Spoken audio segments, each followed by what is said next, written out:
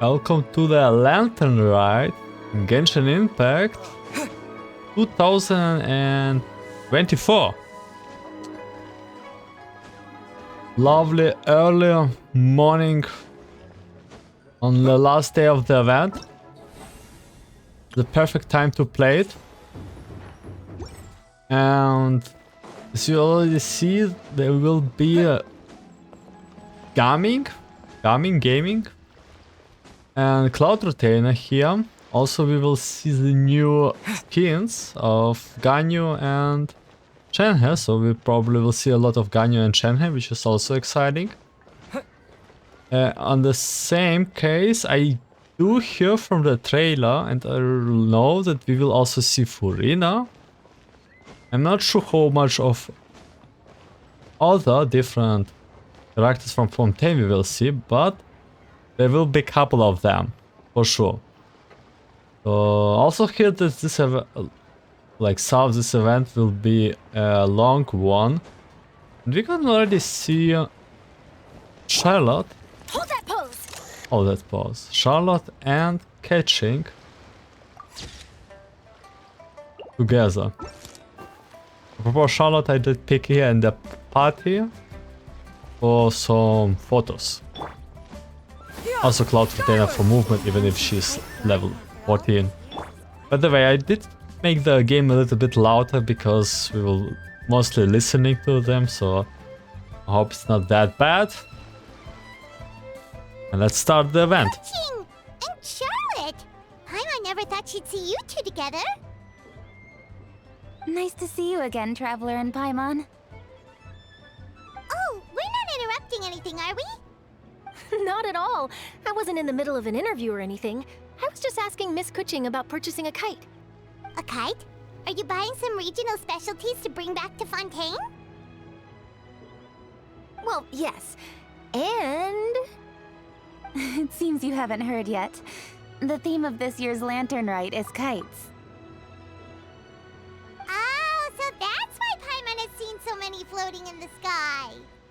Liyue Harbor is always changing, so it is only fitting that Lantern Rite should change in turn.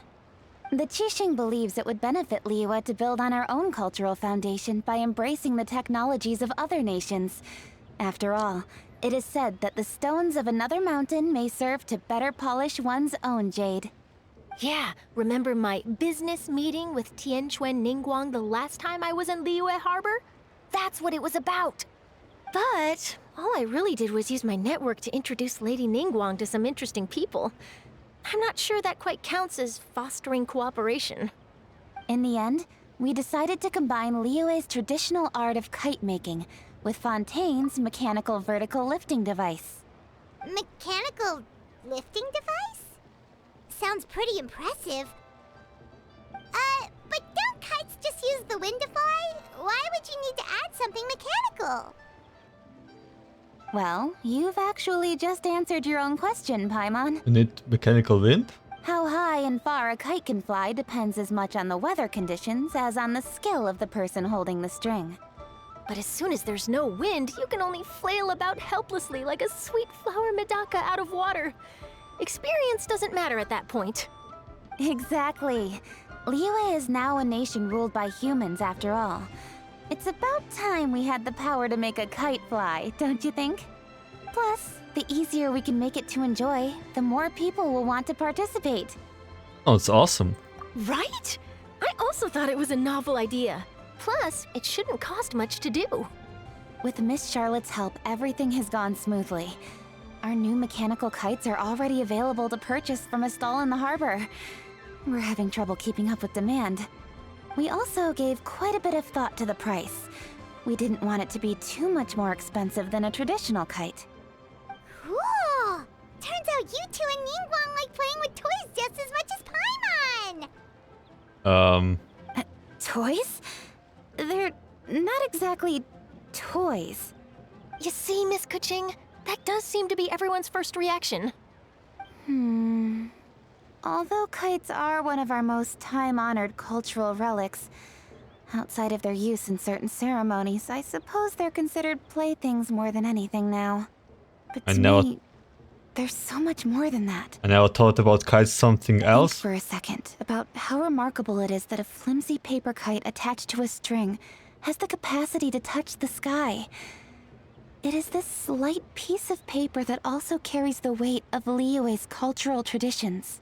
Some of There's they an are old really poem that pretty. goes, "O kite born of paper, flying true in sound, a lone traveler wanders, just waiting to be found." Send them low, send them world, is them homeland bound. In the past, poets from Liyue used kites to symbolize a feeling of longing, or evoke the peacefulness of idyllic rural scenery. If the people of today can derive enjoyment from this activity, they will not only be more likely to better appreciate the tradition, but also to pass it down to the people of tomorrow. That's the Kuching we know, always thinking 5 steps ahead of anyone else. Well said, Miss Kuching. I've learned quite a bit myself. As long as you're willing to listen, I'm happy to share. I also know quite a lot about the various folk traditions related to kites. For example, whenever a kite blew away, people would say it was the Adepti that summoned the wind to take it away as an offering. That way, you can turn an unfortunate event into an auspicious one. Don't you think it's like Adepti just stole the kite? What about something more fun? Do you know anything like that? More fun. Let me think. Oh, I suppose we should first talk about how kites are made. It's another one of our precious forms of traditional craftsmanship. My grandfather told me that, back when he was a boy, children learned the art of kite making step by step from their elders. First, you use the thin strips of bamboo to construct the frame. Then, you draw a design of your choice on a piece of paper, paste it onto the frame, and tie on the string. Then, you look towards the sky and release the kite to soar among the clouds. Some people write down certain names or desires on their kites, cut the string, and let them fly free. Others may place particular thoughts or meaning into the design itself. I mean, I understand, but is it that simple just to put some papers in? Are certain designs associated with certain meanings? I'm gonna jot all of this down. Well, for example, kites in the shape of a butterfly typically symbolize freedom, happiness, or the desire to break free. Fascinating. What else can you tell me? The scissor-tailed swallow is the most classic design. It symbolizes good fortune and joyful tidings. Different colors also have small variations in meaning. Are these commonly understood meanings and symbols in Liyue? Kind of like the language of flowers in Fontaine. I believe so. Most have probably heard something about it from their elders at some point. If you're interested, Miss Charlotte, I have several books on the topic that I could lend you. They could be a useful reference. Shady persons in the back. Okay. That would be a huge help! Great! Looks like I've got the outline for quite the article on my hands. Hope it goes well. Perfect! We're gonna take a look around. I see Then someone. I'll show Miss Charlotte to my home for a little while. I almost forgot. The Ministry of Civil Affairs is hosting a kite flying contest on the night of Lantern Rite. If you're interested, you're more than welcome to bring a kite and participate. The rules are simple. Whoever flies their kite the highest and furthest within the time limit will receive a special honor along with a secret prize. I've already prepared more than enough empty film for the event. I can see the spectacle already. We'll be there. Oh, Paimon was on board the moment you said secret prize. Then I'll look forward to seeing your performance. You bet! See you then!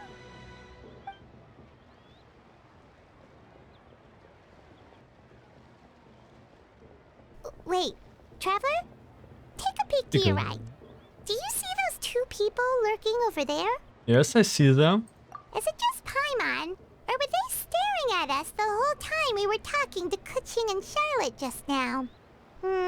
I They agree. seem fishy. I agree. Great, so it wasn't just Paimon. Do you think they could be treasure hoarders? They always seem to be stirring up trouble during Lantern Rite. Oh, Paimon's sick of waiting around for something bad to happen. We should strike first, you know. Foil their plans before they even begin? You go right, Paimon will go left. Paimon, wait! Oh my god, Paimon on the chase! He's bloodthirsty there. But first I want to check out... You, girl! The boat can't It's be long Nadia! now. It's Nadia! If you know, Victor and Nadia pair, every Lantern Rite. You can't miss those. Okay, let's see what she's have to say. This is actually exciting as all the event right now. Oh, pardon me, my mind was elsewhere just now. I just missed wintertime back in my hometown. What are you doing? I'm waiting for a boat that could arrive at any minute. A boat carrying the toes of my loved ones. I'm Nadia from Snezhnaya. I was transferred here because of my work. Sometimes you have no choice but to leave your homeland behind. I do miss my family dearly. I can only write to them and hope for their replies. So I come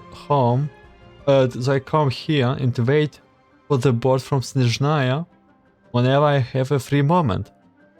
I guess it's also a way to show for me to show how much I missed them. Okay, but do you waiting for someone special? You miss wintertime? Winter in Snezhnaya is quite different. It's common in some places for blizzard to last an entire month. It can be deadly if you don't properly prepare your food reserves and don't take precautions against the cold. So as you cuddle up next to the warm stove with snow laden winds beating against the window, the danger that is right in front of your eyes is yet distant in the sky will make you think, ah, I'm alive and I'm happy. If you ever come to Snezhnaya in a couple of years, in 2 years, you will understand what I mean. I don't know. I actually already understand this in Dragonspine. So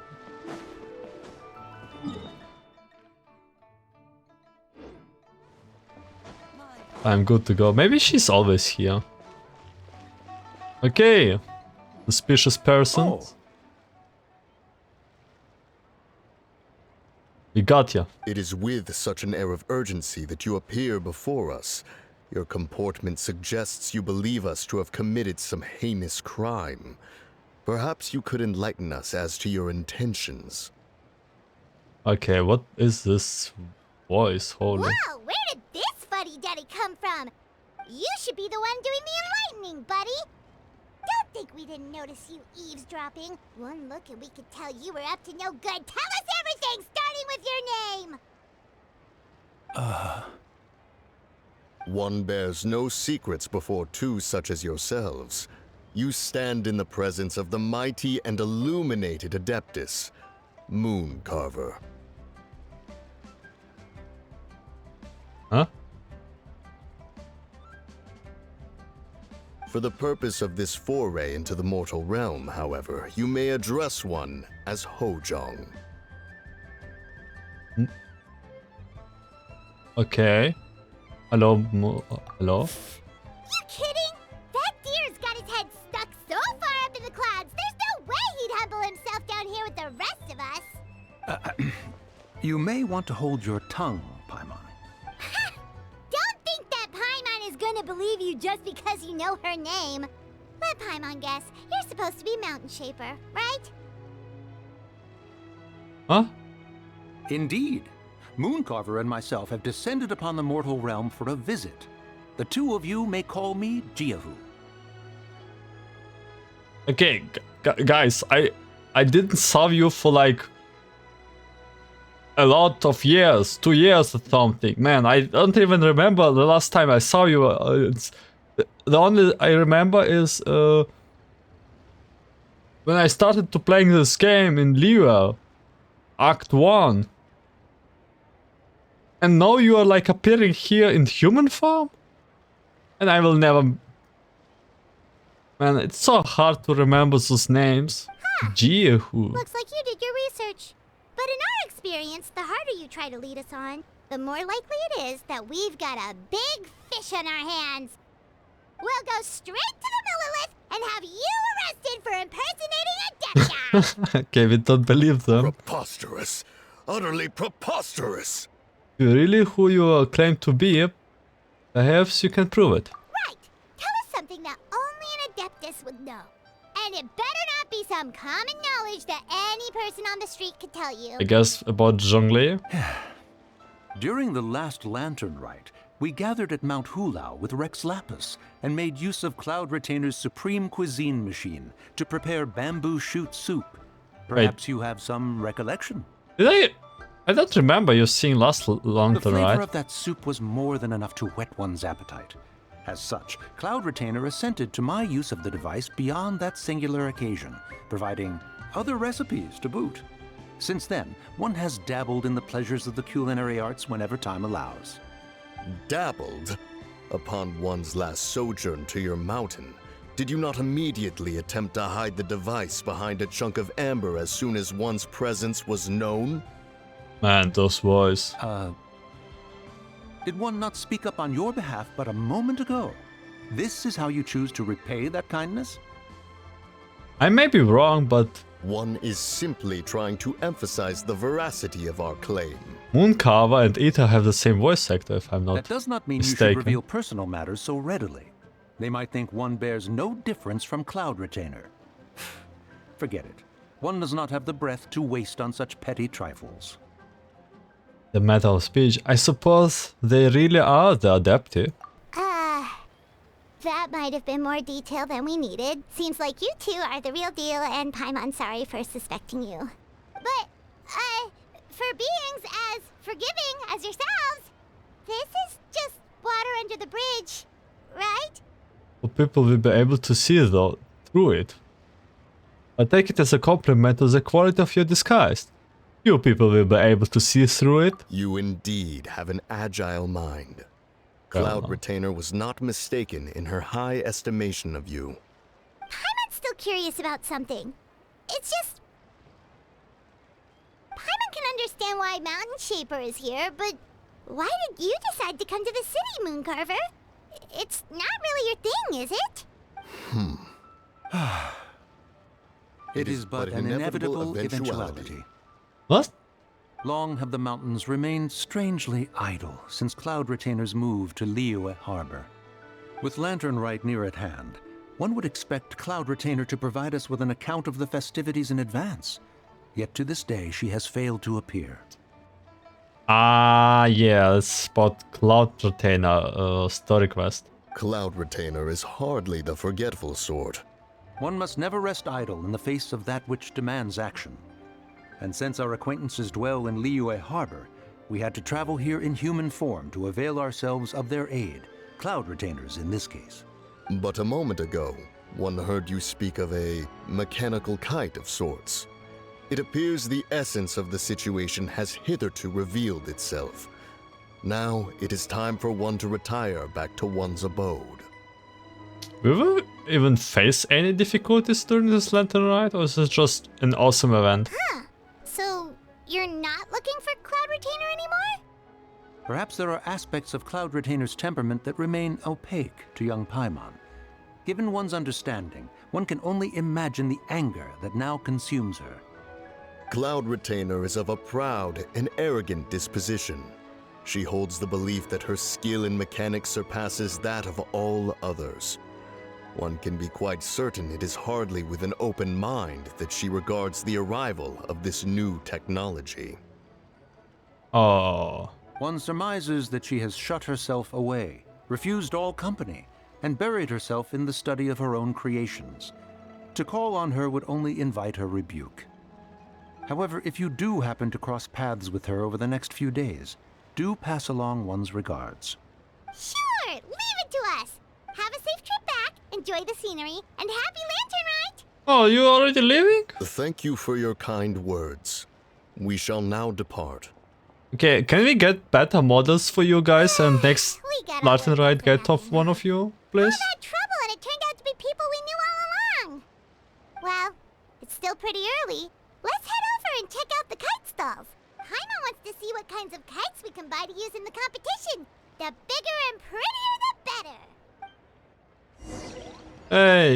Hey, man, look this design and then look at those NPC design for Mooncaver and Cloud Shaper. Skyward! Scatter! What a difference! Kite shawl owner. Welcome!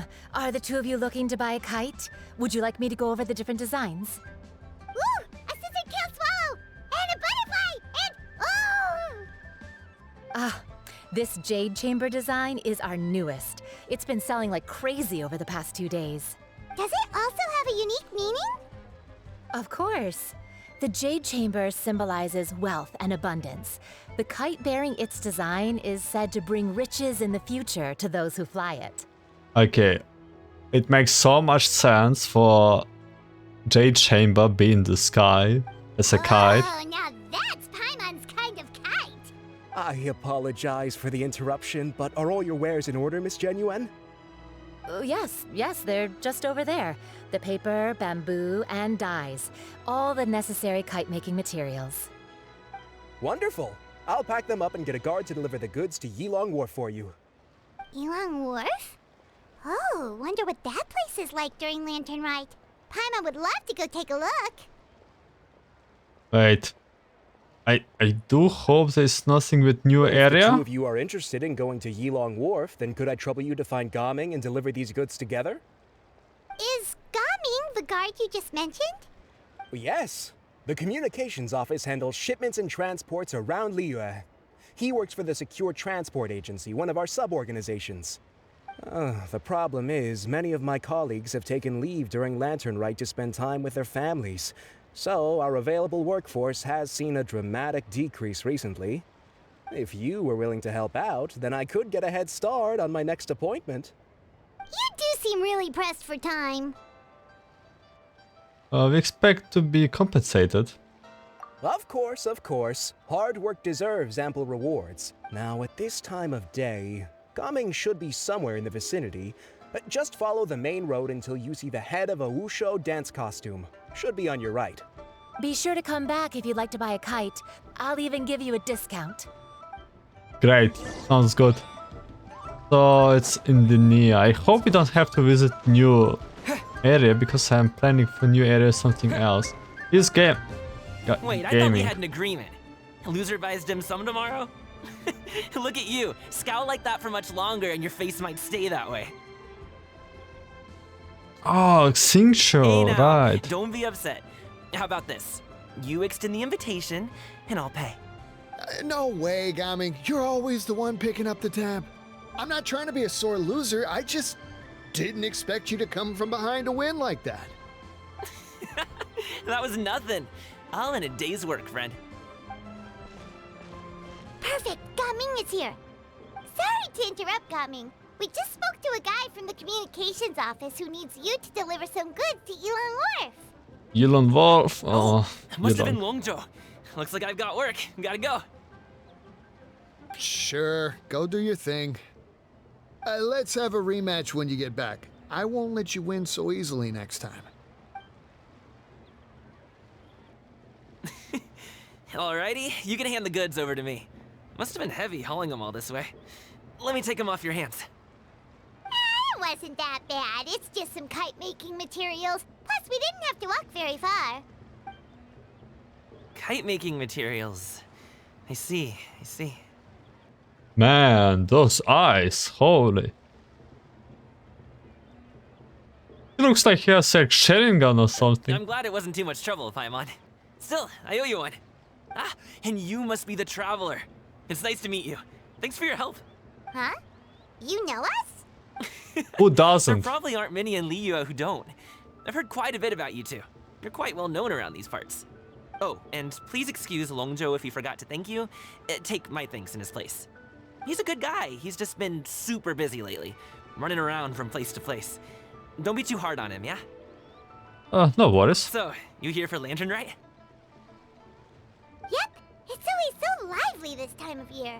We were actually hoping we could tag along to Elong Wharf and have a look around. Perfect! We'll go together then. I'm good with directions, so just follow me. Trust me, I know my way around. We can exchange stories, tell jokes, or just chat along the way. Oh, and there are a couple of good places to eat along our route. We can stop and grab a bite when it's time.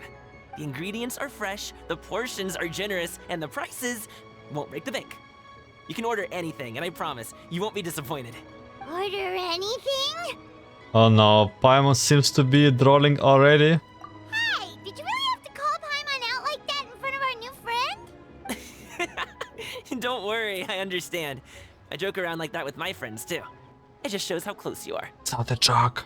Do you need to pack anything up before we hit the road? I can wait. Nope, our things are always packed and ready. We're pretty much travel experts at this point. Oh, that's right. Then let's get going. If we run into any trouble, you can count on me to protect you. I am a guard after all.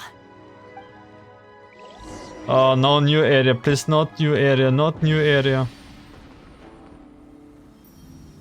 Ooh, pretty.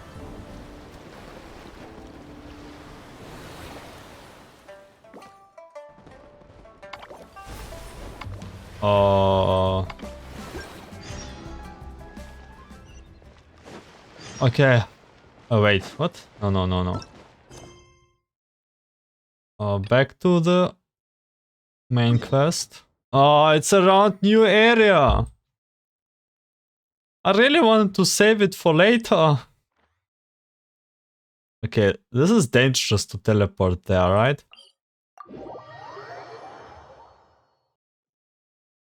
I should have explored the new area before doing all of this. Whatever. Yeah, skyward, scatter.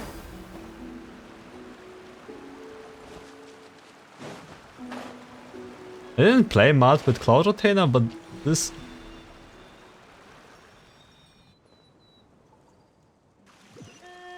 Oh, you're back. Jeez, guys, where'd you go? One moment you were there, the next you disappeared. You scared the life out of me. We're so sorry. We were just, it's kinda hard to explain. Fair enough. Well, the mountain road is pretty hazardous, and it's easy to get lost in the fog. So from here on out, stay close to me. Yeah, Got it. Let's keep going. yeah, we were just in a different episode. So anyway, let's continue with Lantern Rite. This is awkward.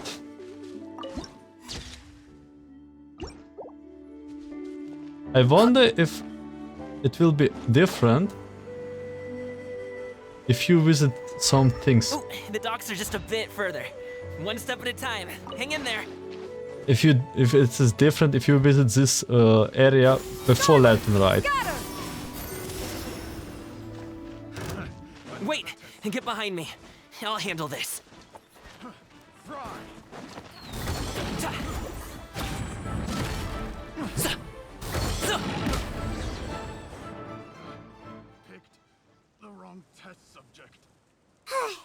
Seems like we really can't go anywhere without running into treasure hoarders, can we? Yeah, it's not uncommon for deliveries to get intercepted. That's why this job needs guards like us. Paimon was impressed by your moves back there. You seem like a real pro at your job. Oh, that's not a skill I learned on the job. It's just a hobby. Okay, interesting Have you ever hobby. heard of wushu dancing? I have heard. I don't think so. Really? Wushu dancing is famous in Chunyu Vale. Performers might be invited to promote the opening of a business or to spread good fortune during a holiday season. Well, I'm the first time here in Chunyu Vale. But I must admit, it has nothing on the popularity of the Liyue opera. I'm also well aware that people in Liyue Harbor aren't exactly jumping at the chance to watch wushu dancing. So it's not something I do full-time. Huh? You have 2 jobs? How do hired you to do all that? It's not that tiring. You just have to take a rest. Ah, Paimon gets it, so you must sleep a lot then. Not really. Just yesterday, I stayed up all night playing cards. I want your energy, man. Oh, Give it to me. Let's go. The docks are just up ahead. That's crazy.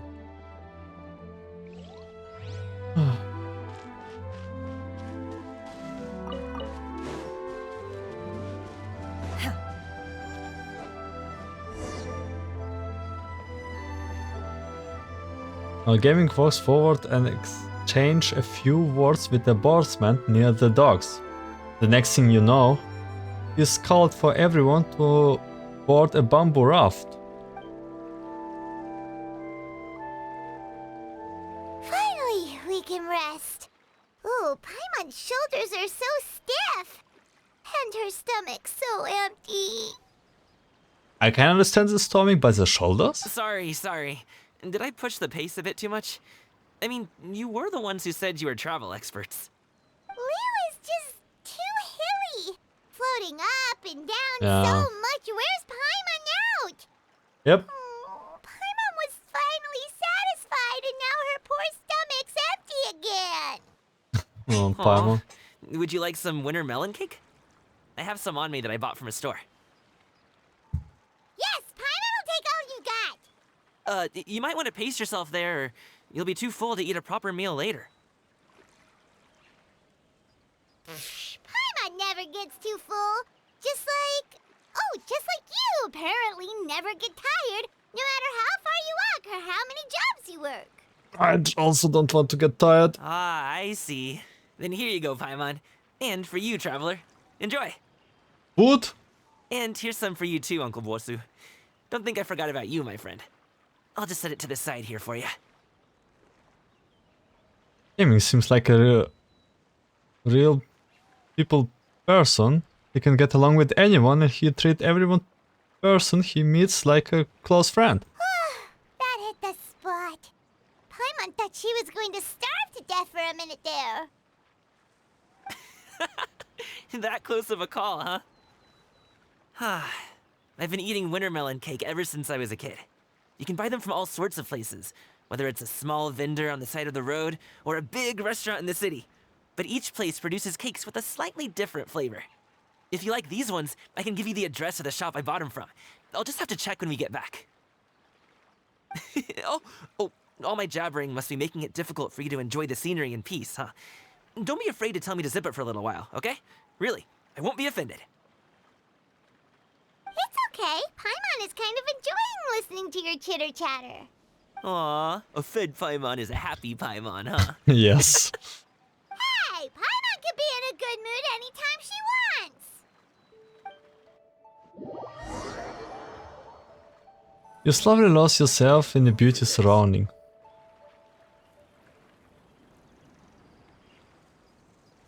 Woohoo! We're here! Don't forget your things, and watch your step as you get off the raft, or you're in for a swim.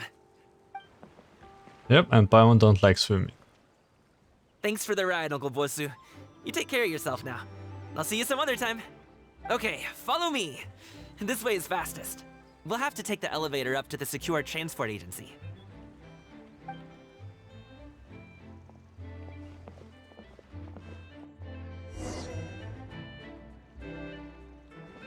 Go to the secure transport agency.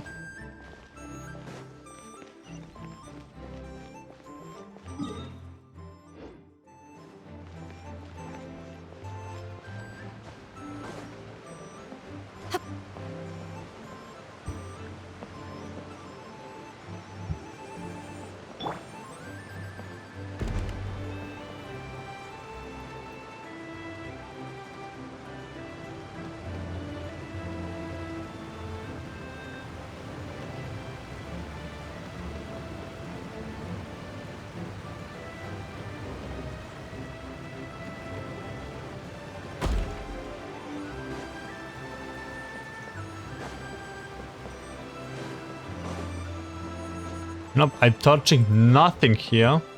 Oh my god, it's like a whole new big city. Hey, slow down. I'm begging ya. What is it? No one's gonna try any funny business when the street is this packed, right? Please, take a seat and enjoy a nice meal.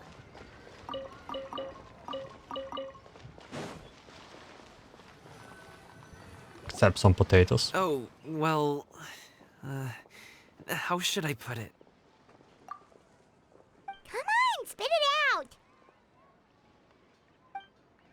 Do you see that group of people over there? Those are my relatives. Wow, you sure have a big family. Once they start buying things, they won't stop perusing till it gets dark. This is bad. They're your family, not your arch enemies. What's there to be afraid of? Some families are arch enemies. Oh, did you do something horrible to them? No, it's not that. I'm just not that good at dealing with my family. It would be best if we could steer clear of them.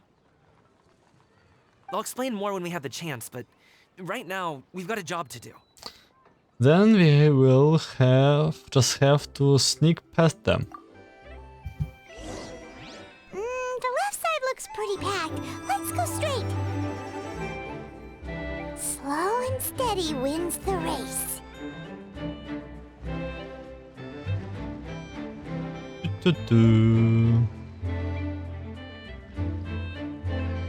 We are invisible to their eyes.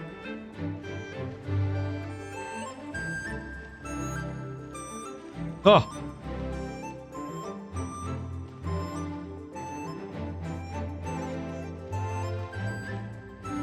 And he sure do have a lot of relatives here. Let's wait here for a second. Maybe my aunt will leave. It's his aunt.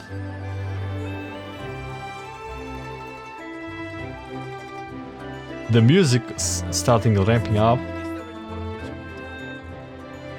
Let's go, Gaming. She's gone. Let's go.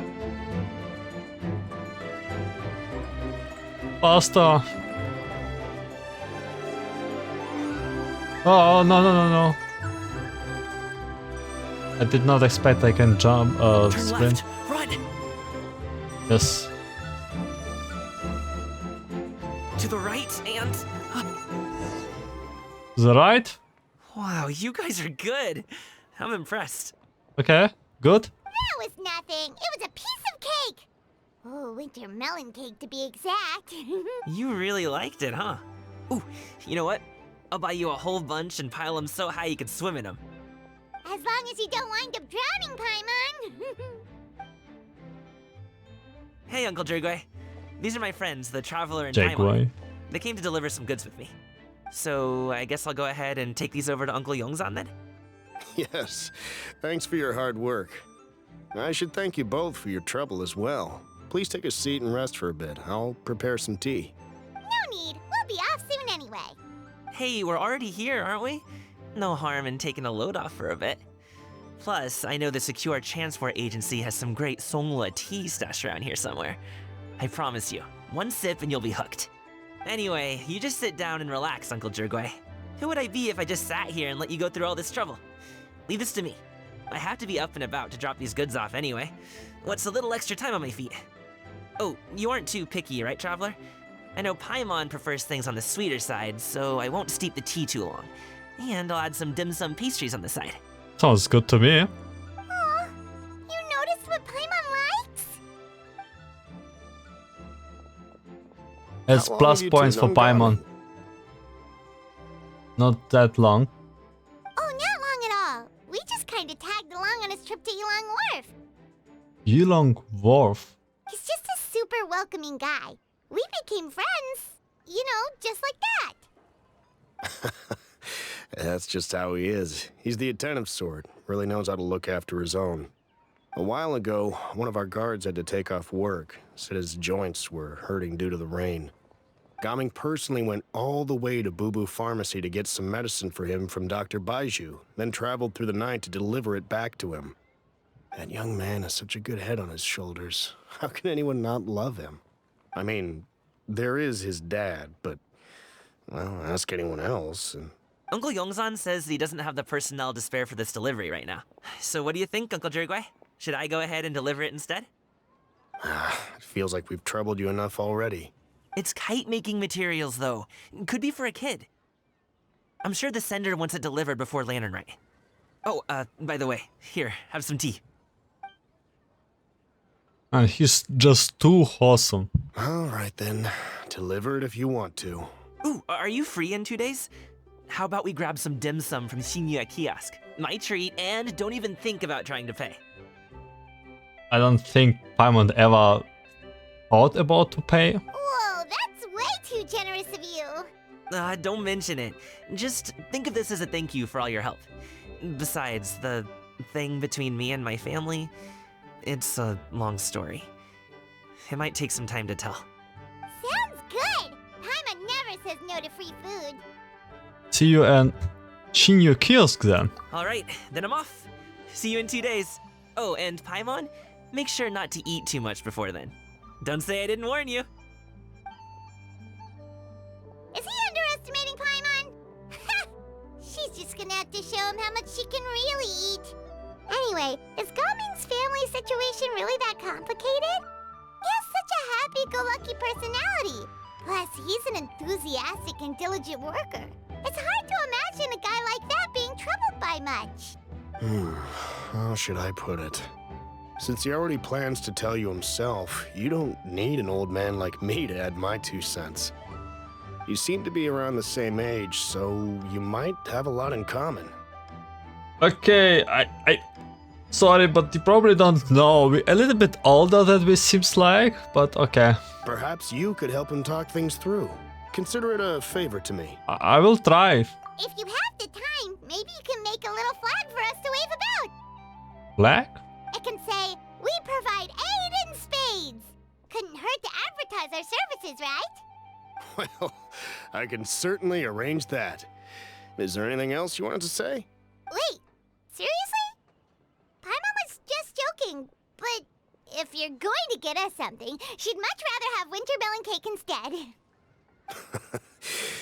Seems like Gaming really has rubbed off on you. Would you like some more tea? I think there's some left. No, Greatly. Actually, good idea for tea. I will make. chance to look around the wharf.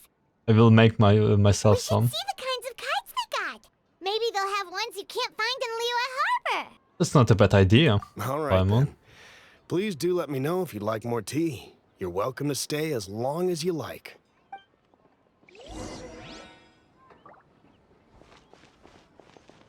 Gaming is a good kid. I just wish he could reconcile with his family. You're around the same age, so he might listen to you. Please talk things through with him. Yeah, around plus minus couple of 1,000 years. Where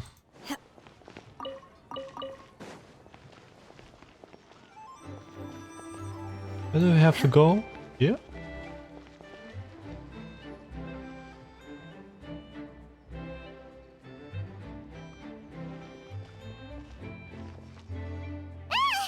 What are you doing here? Float retainer. The way you speak, one might have presumed you were displeased to be in one's presence. Greetings. Xanion? Take note, Paimon. You could learn a thing or two about how to respect your elders. Ugh, starting on the elder stuff already, huh? Shouldn't you be back in your cave tinkering away at some kite-related thingamabob or something? What brings you out here? And what's with that huge box next to you? Ah! Paimon gets it. You're here to do some shopping, aren't you? And what of it? The Qixing's decision to integrate Fontainian technology into said kite-flying competition is of no consequence to oneself. Did you expect one to willfully compete against the whimsical trends of worldly sentiment, or perhaps even fall to petty sulking over such? It's not that we think those things exactly. That's just what Mountain Shaper and Mooncarver told us, or Tia something and Ho. Yeah, see, it's even I for can't be bothered to remember what their aliases were called. it's hard to remember those old names. Like the The Chinese names. Anyway, they went to Liyue Harbor to look for you. They even asked us to pass along their regards if we ran into you. Oh, huh. Tianyun? Jin Yun. Did she forget about them? It appears time has quite flown since one's arrival in Liyue Harbor. How could one have forgotten about those 2 old fossils? Oh my god. One shall have to bring them back some divine herbs to atone for this slight. Nay, given that one has ventured all this way to Yilong Wharf, tea would be more advisable. A great thought has illuminated one's mind once again. One is reminded that certain purchases have yet to be made. Perhaps you two could wait here whilst one performs this task. It'll be but a moment. He actually forgot. Huh? Wait, here? You really just gonna ditch us here to watch your stuff? Oh, that woman really just does whatever she wants. Let me go see what she's up to. Hey, not you too, traveler! Oh, all this Paimon ditching is super not appreciated. Just come back soon, okay? Paimon doesn't want anyone to try and steal his stuff. Welcome. Please have a look around. We only sell teas of the finest quality, sourced directly from Chaoying Village. Might I recommend the Songlo variety? It's one of our specialties. Now, that sounds promising. One will bring some back for those old fossils, and all will be well. 2 boxes will do. Wonderful. By the way, we're actually running a special Lantern Rite promotion. Buy 3 boxes, get 10% off. 4 boxes will net you 20% off. Well, but if you don't buy the third one, you just save the whole third one boxes. 20% off 4 boxes. This merchant strikes a fair bargain. One might as well give some to Morax and Ping too. Then 4 shall suffice. I see. Are you intending to give these as gifts? If so, perhaps I can interest you in these exquisite gift sets. Buy 10, get half off. Okay. What? Okay, I see. Look at the magnificent design. And the red ribbon gives quite the festive flair, don't you think? Such a gift would be sure to impress any lucky friend or family member. Man, this merchant is just way too good. 10 boxes. Seems rather excessive. But if one factors in the Conqueror of Demons and one's disciples... I mean, if you get half off, you like basically really have got 5 boxes just for free. And this sounds like a really good deal, man. 10, a nice round number, don't you think? Of course you do. I'll even shave a little extra off the price for you. That is agreeable. One will, I will have these boxed up then. Of course, right away. Huh? I see you have quite the eye for fine items, mademoiselle. Oh no. Perhaps some of my wares might also be of interest to you. Oh no. Oh, I see something's bad happening. I'm a toy merchant from Fontaine. You'll get nothing but the finest and most intricate clockwork toys Mora can buy here. Each one sure to be a source of endless amusement.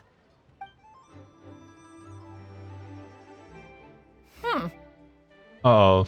She can make better toys. Perhaps you could enlighten me then. When should said amusement be derived? Well, that is, of course, best understood by playing with them yourself.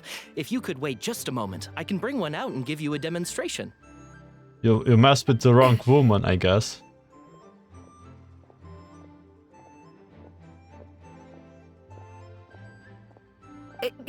There is no need for that.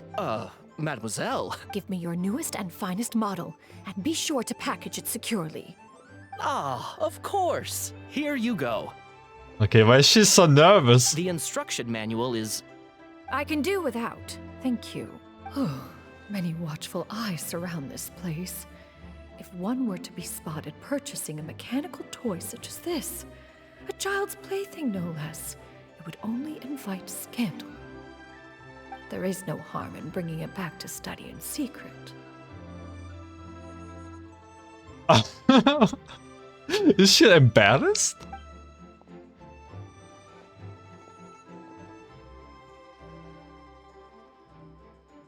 I should head back before Xianyun?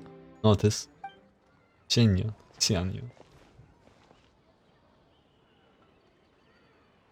Oh, Xianyun, did your shopping go smoothly? Naturally. One may not delight in social interactions, but that does not mean one lacks said faculties. It seems like Xianyun is easily swayed into buying things. That box looks fit to burst already. And you too? Are you not here to purchase things? Alright. We just haven't had time yet. It doesn't look like there are any kite stalls around Elong Wharf. But it does look like there are lots of goods from Fontaine. You are also planning to participate in the kite flying competition then? Also, One means to say, you along with all the other youths. youth. One has been entreated to share one's kite-making expertise, and indeed there was little one could do about such persistent supplication.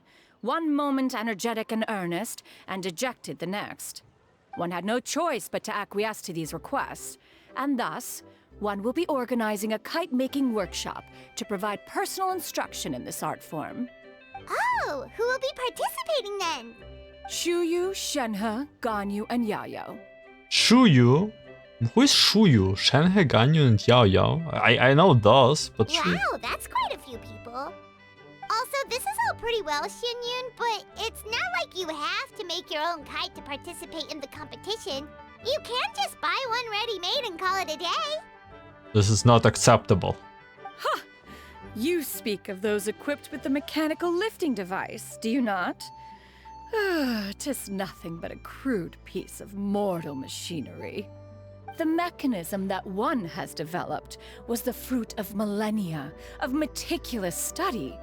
Let us not speak of the source of the mechanism's power, but rather its structure. It is composed of materials as light as bamboo and as strong as iron. This composition grants it the lightness of weight to ascend into the sky and the durability to follow the wind for many a mile. It is built with a series of intersecting rods that... Never mind. It is unlikely the two of you will understand, even should one expend the effort to explain. One is better off saving one's breath. It sure seems like you want to talk about it, though. So, will you be attending the workshop or not? Huh? Wait, you've been trying to invite us this entire time? Seems interesting. I did not then. notice it. No need to prepare the materials in any case. One has it all sorted. Arrive at Mount Outsong in 2 days.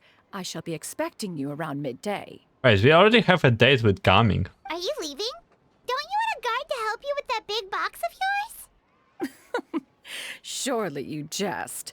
One goes as one pleases. For what reason would one need to rely on another?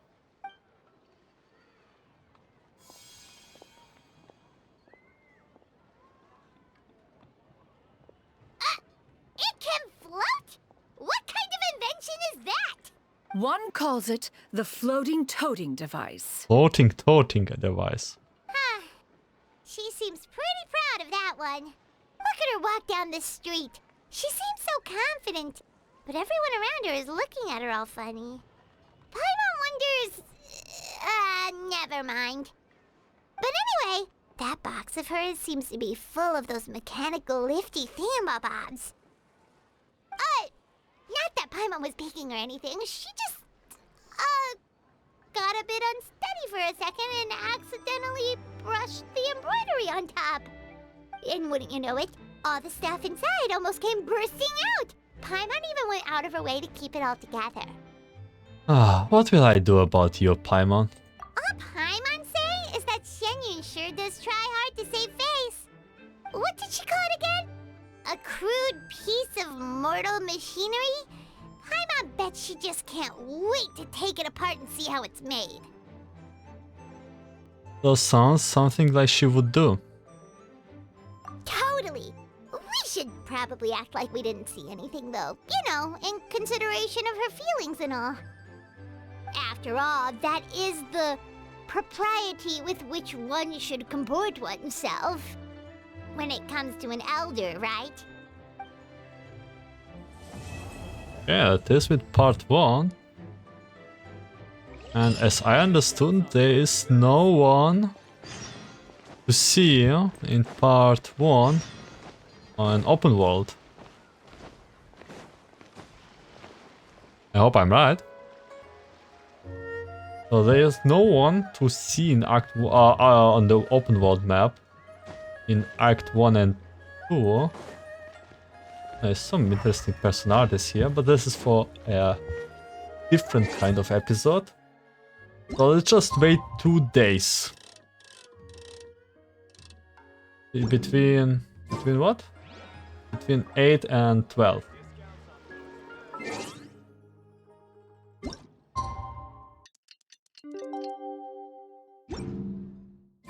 Paimon has never had dim sum at Liyue kiosk before, but it should be quite the feast for sure. Ooh, and that's Paimon's stomach right on cue telling her it's time to go find Gaming. Let's go! Yeah, we have to go all the way back. Holy. I remember the last Lantern Rite, I did not use the teleporting mechanic and just walk all the time, but I will not do it this time. It was quite an adventure. Yeah, scatter! Skyward!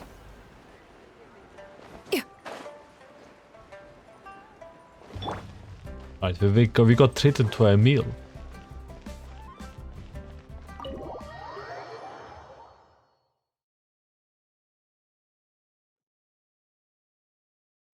Oh, you're here early. I just ordered. The food should be out in a second. Sit down, sit down. Let's all take a seat! Here, hand me your cups. Oh, thank you! Wait, you weren't supposed to drink that, Paimon. Wait, what? That was for you to rinse your utensils. That's a thing? As you talk, cleaning hot dim sum's dishes arrived at the table, one after another. Pencils? And just when you think all the dishes have been delivered, the hotness brought over a generous bowl of seafood, congee. Wow, so much delicious food! Do you really eat all this just for breakfast? That's just how we do it where I'm from. Oh my god, I also want this breakfast. Most of the time, though, I don't eat lunch after dim sum. Oh, that's good to hear. Paimon doesn't need to worry about holding back then. Eat! If it's not enough, we can always order more. Oh, and there's tong soy coming as well. I don't usually have that in the morning, but, well, since everyone's here, I just had to order it. What about you, Traveler? Is the food to your liking? Want some more seafood congee? Let me refill your bowl. I would be happy to do it myself. That would be great, thanks. Paimon's gonna take you up on that. Fill it up nice and full and make sure she gets a few extra shrimp. Thanks! Paimon. I'm getting hungry. Everyone picks up their chopsticks and begin to dig in. Each dish tastes exquisite and is uniquely flavorful. You slowly start to relax as you enjoy pleasant conversations over a satisfying meal. This goes on until even Paimon can't eat another bite. So full. That meal was so satisfying, it even gave Paimon some extra brain juice. Oh, listen! Paimon's figured it out. Figured out what? Let's think about this for a second, Gaming. You invited us to this awesome restaurant and ordered a whole table full of expensive dim sum just for the 3 of us. Well, you must be hiding the fact that you're some young master from a rich family. You mean this, Paimon? That would explain why you try to keep your friends and family away from each other. Are you confusing me with Xingqiu? Xingqiu, yeah, that's probably... Huh? know a lot of people. Man, Paimon, we know like people from 5 different nations. Well, when you're on the road as much as I am, you hear all sorts of rumors. Sometimes they're true, sometimes they're not. What it comes down to is being able to tell the difference. More often than not, that means knocking on some doors to find out for yourself. Oh, you truly are a man of many talents, young Master Gaming. Okay, enough with the teasing. Sorry to burst your bubble, Paimon, but you're wrong about my family situation. What? Oh, Paimon thought she was onto something there. My dad is just an ordinary tea merchant. Small scale stuff, you know?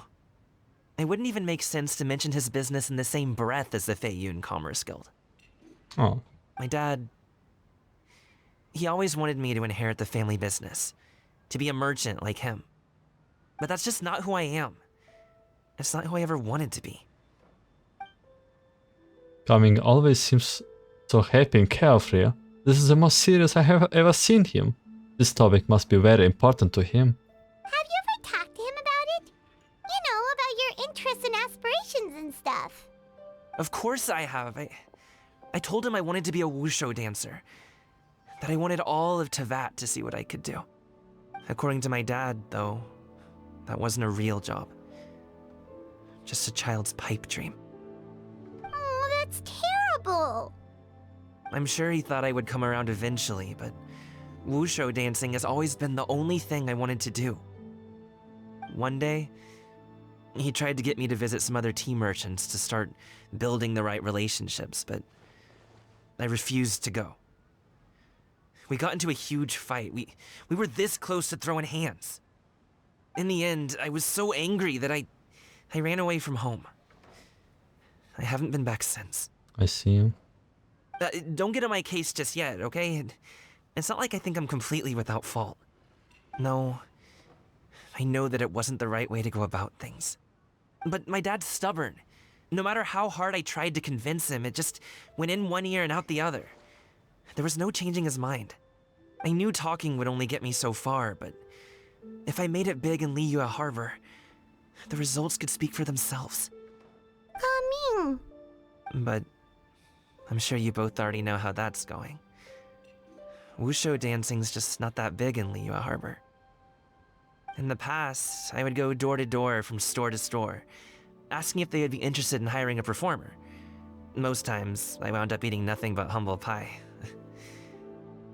And you can't just rely on dreams to put food on the table, right? So, I found a job as a guard to make some money. And now I have enough to get by and then some. Still, change takes time. Gotta take it slow, you know? Paimon understands. Indeed. Okay, enough of all that serious talk. Our tea's getting cold. Ooh, let's do something fun this afternoon. What do you say, huh? I'll organize. Actually, we kinda already have plans this afternoon. Yes. We told Xianyun that we would go to her kite-making workshop. Did he know Chinyu? Oh? Are you interested in kite-making, Gaming? Oh, no. It's just that I happen to know Auntie Xianyun.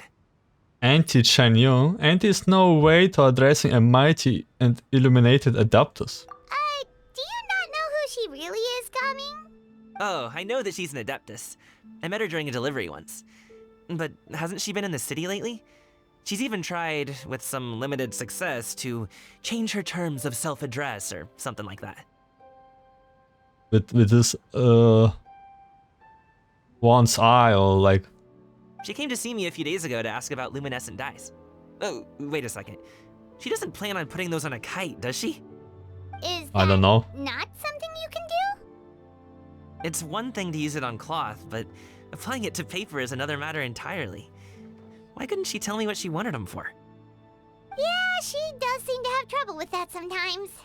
It would be such a shame if everyone worked so hard on their kites only for them to get ruined in the end.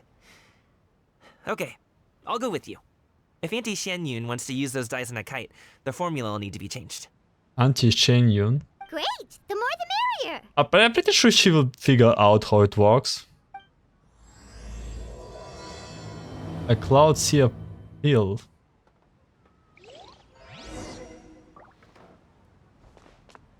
Mr. Ao Khan. Just wait, I have to do some. Have to say something.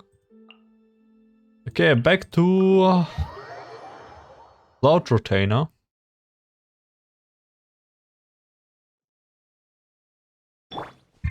Yeah, skyward, scatter. I swear, this is very like she's so fun to play in open world at least. Okay, we have Yao Yao, we have Ganyu, and we have Shenhe.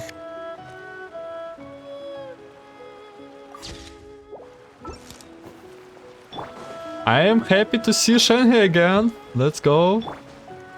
Everyone else also, but Shenhe the most.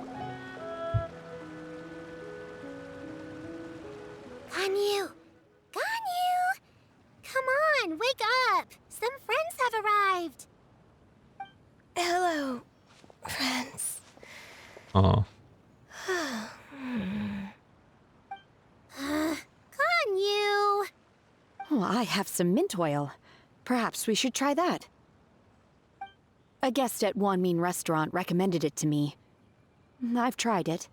Its stimulative effects are much stronger than what can be achieved from chewing on mint leaves alone.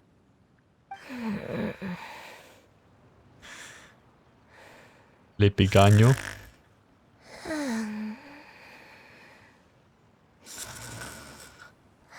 And she actually makes these noises. This snore noises? Apologies in advance. Oh, Oh no. wait! Shenhe? Not there! You see Shenhe take out a small green bottle, extract some minty smelling liquid, and apply it to Ganyu's horn. Yao and Paimon look in shock. Mouth agape, but cannot stop here in time. See? It worked. She's awake. Are you okay, Ganyu? Do you need some water? Or maybe something to eat? I'm fine. I just feel chilly all over. Huh. Was it that effective? Chilly, huh? Master always says a cool head leads to a calm heart. So, does this mean that heat's what we need to help you, Ganyu? It's. Paimon doesn't think that's what the expression means exactly.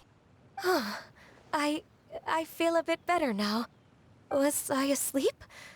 Must have been around the time I usually take my midday nap. Did you not sleep last night? That does seem to happen to you often. Sleep is so important, man. Perhaps you should come work at Wanmin Restaurant with me. We get off at 10 on the dot every night without fail. Hey, wait. Shenhe works on Wanmin Restaurant? I could never. I'm sorry. I seem to have missed your name. You are... Me? My name is Gaming. I work as a guard for the Secure Transport Agency. Gaming. The name sounds familiar. I believe I've heard your name mentioned around the Ministry of Civil Affairs. People tell me you're an extremely enthusiastic worker, and you are very generous with your help. Well, you know me. Or, I guess you don't. My name is Ganyu. This is Shenhe, and this is Yao Yao. It's an honor to finally meet you all. Oh, you must be here for Auntie Xianyun's kite-making workshop, right? Antique Shenyu. Yes. I have neither made nor flown a kite before. As long as Master is willing to teach, I am willing to learn. Me too! I want to participate in the kite flying competition with my best friend! Yeah, Plus, it's more meaningful if you make the kite yourself, right? how does it... Yogo? Your best Yogo? friend didn't come with you? Well, Chi-Chi's been super busy helping Dr. Baiju lately. I'll meet up with her later and give her a huge surprise. Chi-Chi is the best friend. Oh, I also brought bandages and ointment with me today. It's easy to cut yourself when working with bamboo, so I thought I should come prepared. Wow, you're really thoughtful. As for myself, I'm afraid I lack some of my companion's enthusiasm. I was originally planning to buy a ready-made kite and just enjoy the festive city atmosphere with everyone. Yeah, it saves a lot of time. But Cloud Retainer is always going out of her way to look after her juniors, wanting us to have the best there is. She always puts us before herself. It was so thoughtful of her to arrange this workshop, so I simply couldn't let such consideration go to waste. My motivation for being here might be a little different, yes, but I'm ready to put in just as much effort as everyone else. Well, we're all here, but where the heck is Xianyun? Shouldn't she be here by now? Who is it that speaks of oneself in such an ill-tempered tone? Oh, come on! You clearly heard Paimon! Master stopped to buy grilled tigerfish to share with everyone. Come get it while it's still warm. Liyue is from Cloud Retainer's companion story, I think. Oh, Paimon, sorry, Miss Illuminated Bird! Paimon always knew you were the smartest, coolest, and prettiest Adeptus. Someone as wonderful as you is sure to have brought enough for Paimon as well, right? Cloud Retainer sets down her bags while Liyue hands out the grilled fish. As everyone begins to talk, lively conversation fills the usually tranquil environment of Mountain Aokang? So delicious. Paimon's life is complete. It appears that we've ended up with quite a few participants indeed. Go ahead and divide yourselves into small groups. The materials are over here. The regular dyes and luminescent ones have been clearly marked. Use them as you see fit. As for how to make the kite, one assumes you all made sure to listen to the instructions one provided while we were eating. Yes? Are there any questions? Paimon may have focused a little too hard on the eating and less on the listening. Our better one is the one making it anyways. Paimon knew she could count on you, traveler. One will wait under this tree and avail oneself of the cool air while one digests. Do not hesitate to seek one's company if you have any trouble, questions, or simply want to chat. We're not in any hurry to get started. Why don't we go see what the others are up to? Yeah, we're just too skillful. Okay. Liyue and Gaming. Hey, Gaming! Want to team up? Huh? But I have to participate? I thought I'd be done for the day after adjusting the dye formula. You're that unenthused by kite making, huh? That doesn't seem like you. No, it's not that. It's just... it would take too long to explain. I guess I'll just make one then. What shape should we go with? How about a butterfly? The butterfly symbolizes the desire of freedom. Perhaps that's also what Gaming searched for. What do you think, Liyue? Is there a particular design you want? I want a swanee! Swanee? What is a swanee? That might be a little hard to pull off. True, but I still want to try. They're super cute. Okay, it's decided then. Swanee. Okay. Ganyu and... Shenhe, it would be great if you could refrain from putting things on my horns from now on. They're really quite sensitive. I see. My apologies.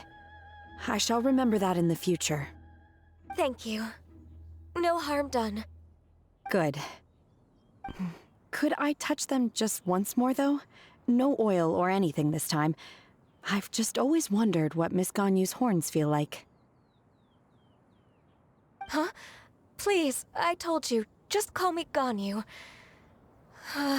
Well, alright. Just be gentle. I cannot just not to think on Honkai Impact right now. And conversation between Elysia and Raiden Mei. But that's Genshin, we don't speak about other games. Firm to the touch with no discernible temperature. Oh, not unlike certain medicinal plants I've eaten before. Still, Ganyu appears to be shaking like a cat whose whiskers have just been touched. I should stop. I see. Then I'll apply the oil to your forehead next time. Oh, no need. I'll just refrain from taking afternoon naps outdoors. Anyway, we should probably get started on our kite. It won't be long before Cloud Retainer comes to check on our progress. Perhaps we should just choose the most traditional style. Okay. Well, they seem to be getting along swimmingly. Oh, let's not disturb them. Okay, Yao and wait. Should they were like somewhere else? The scissor-tailed swallow sure takes a lot of curved bamboo rods to build. Ugh. It broke. Chan has too strong. Gaming, can I do the coloring? Sure. I'll go ahead and make the frame for you.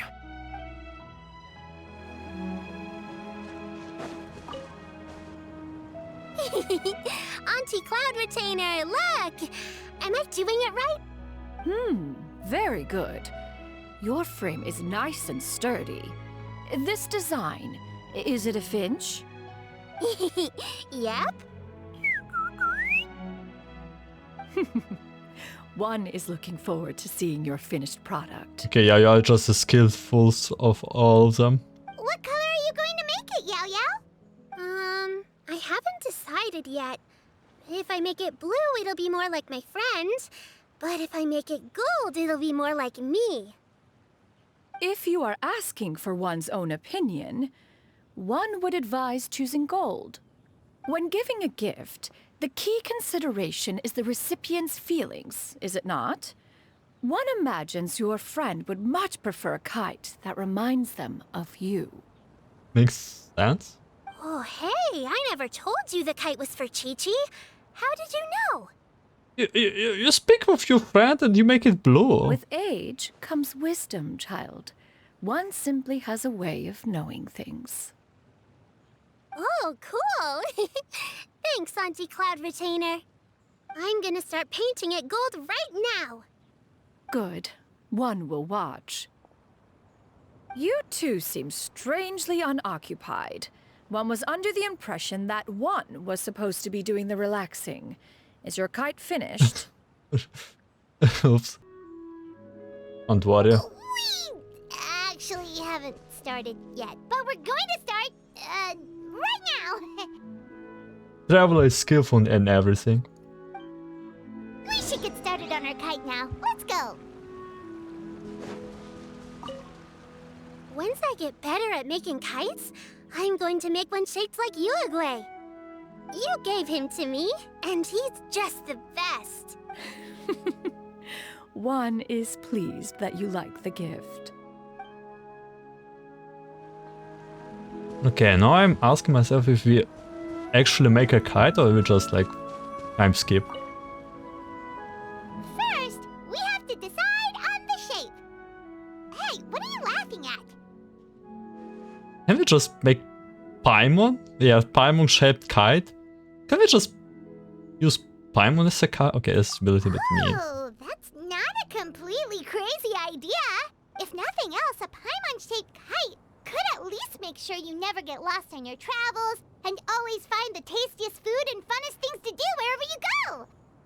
Maybe we're not exercising enough artistic license. Ooh, we should exaggerate this a bit. How about this? The word Paimon means the guardian angel of travelers. I'm sure Paimon means something else. At least in our world.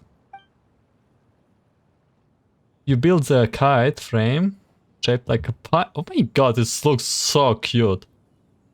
Now, what expression should we give her? Since the kite is going to be flying super high in the sky. She should look pleased with herself. She should look afraid. Should look guilty about something.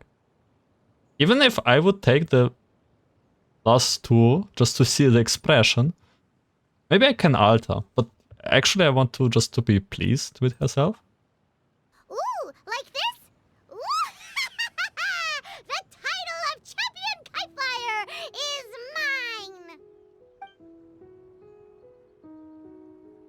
Okay, let me rethink this. Since the kite is going to be flying What would it be if you look afraid? It's too high! Someone save Paimon! She's about to faint! Like that? Let me rethink. Since the kite is going to be flying super high in the sky. Guilty about something. Oh, Paimon totally didn't do anything wrong. And even if she did, she doesn't deserve to get shot up into the sky for it. Something like this, then. To be honest, I like this one.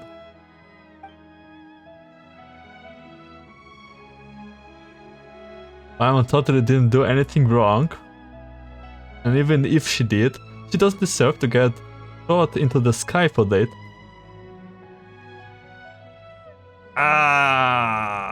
Okay, well, let's go with this one. We've decided. Let's make it happen. What face will it be? It reminds once on Alberto's painting of Paimon. It's done! Paimon has to say. Kai Paimon might even rival real Paimon in terms of cuteness. Goodness. Now we just have to attach the string, right? Show me the face. All right, gather around, everyone. Oh, Shenyun's calling us.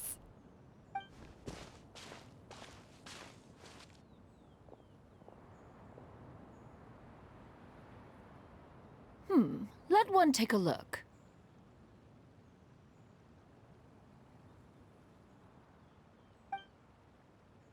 Wow! Ganyu and Shenhe made a scissor-tailed swallow. It's so pretty. Why we don't see the Travelers and Paimon ones? But yeah, they look kinda nice. We have Gaming. Is this Cloud Rotainer? From Ganyu? Ganyu and Shenhe says a tail swallow. It looks like Cloud Rotainer. Yep. The coloring makes it look a lot like Master. Yep. If the tail wasn't split in two like that, it might even be a spitting image. If you look closely, there are a few spots where the colors go outside the lines. Did you doze off while painting it, Ganyu? Wait, what? Where? There are a few spots where the color go outside the lines. Does it? At least does not I seem did the like painting. this. I stared at the paper for quite some time, but I simply could not recall the coloring of any bird. Except Master. Or should I say that I'm too familiar with her crane form? Even when she stands before us in human form, all I can see is blue and white.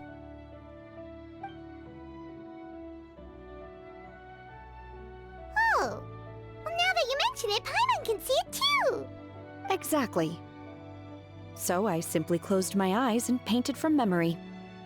No if it would way. be that easy. You can paint with your eyes closed? Wow, the disciples of Adepti really are something. You are most filial, Shenhe. One is flattered by the likeness. The Swanee that Gaming and Shuyu made looks very majestic. I'm sure it'll look even more impressive as it soars through the sky. The eyes and ears glow in the dark, so you're sure to see it at night. Your golden finch is cute too, Yao Yao. Golden Finch. It's all thanks to Auntie Cloud Retainer's guidance. What about your kite, Traveler? Yes, draw a Paimon face. Oh, look how smug we look. Oh, I like this one. Man, now I have to look in the internet what the other two looks like. Very Paimon-like indeed. Why do you say that, Shenhe? That one time the Traveler suspected that a piece of meat was missing from their bowl, that was the exact expression on your face. Is that something that happened? So it was you. Is that the Jade Chamber? Oh? Madame Ping? No? A gentle breeze brushed past the jade chamber, flowed around. Who dares attempt such a flagrant display of impropriety by releasing a kite into one's territory without one's permission? Who could it be? Oh, and to do so by making use of this crude piece of mortal machinery. One simply must know who it is that possesses such impertinence. Continue attaching the strings, everyone. One will be but a moment. Cloud Retainer! Angry Bird. Traveler, Paimon, could I trouble you to go after Cloud Retainer? Master's going to be okay, right? I'm more worried about the person who released the kite. Maybe some foolish human? Looks like we can glide over. Maybe some foolish human? I hope the person who released the kite is going to be okay. Or someone who knows Cloud Retainer. Now for the string. Be careful, you two. Master is not without her principles. We need not worry too much.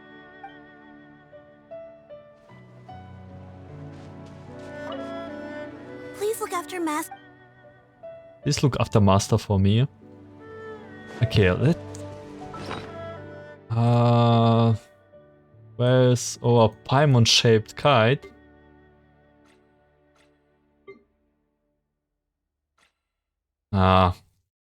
It's in teapot. Here. No way. A kite the traveler made under the guidance of Cloud Retainer. It captures Paimon being ill at ease, as though she was doing her almost to explain. Paimon totally hasn't been start up here for doing something wrong. It's best to be forgiving on an auspicious day like Lantern Rite. Surely stealing a little dessert isn't the worst thing Paimon ever done. That looks great. I want to see now the other expressions, but let's chase after Cloud Retainer.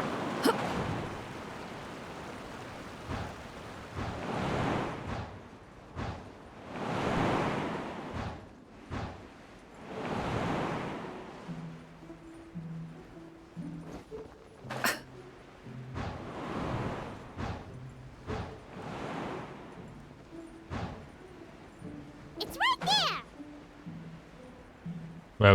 Where? We don't see any persons. This Fontainian device of mechanical motion is quite curious indeed. Oh, both of them. Now is hardly an opportune time for your musings. Someone among us was not sufficiently attentive, and now the kite has vanished. Calm yourself. Do you have any recollection of its last location? One believes it drifted in the direction of Mount Outsong. Outsong. Perhaps it is mere happenstance, but one feels a certain sense of dread at the thought. Your concern is misplaced, surely. Surely. Cloud Retainer is either in the city looking after her disciples, or secluded in her abode attending to her research. She will not notice that kite. Absolutely not. On the subject of said kite, however, one simply must remark on the genius of its windless lift technology. One cannot help but surmise that its ingenuity rivals that of Cloud Retainer's creations. Still thy tongue. If Cloud Retainer were to hear you profess such a thing, we can both say farewell to any further use of the Supreme Cuisine Machine. One presumes that this kite belongs to you. Get caught. Huh? Regard the situation with which we are now confronted. This is all your fault. One's fault? One seems to recall that releasing the kite was no solitary endeavor. Say something, Mountain Shaper. Surely you can think of something to appease her. Further explanation shall only fan the flames of her wrath. It would be better to stay silent and retire at the earliest opportunity. We can hardly avoid her forever. That may suffice during Lantern Rite. But what about the Moon Chase Festival? Sooner or later, she will discover our true identity. Can adapt it to, like, speak with telepathy or something? How do they communicate right now? Hello? Go retrieve the kite. Absolutely not. You retrieve it. How do they speak to each other? Is it like some adaptive power? That is not our kite. Oh, so an adeptus such as oneself is mistaken then? Ah, you're an adeptus? Please forgive us for any impropriety. Wait, what's happening here?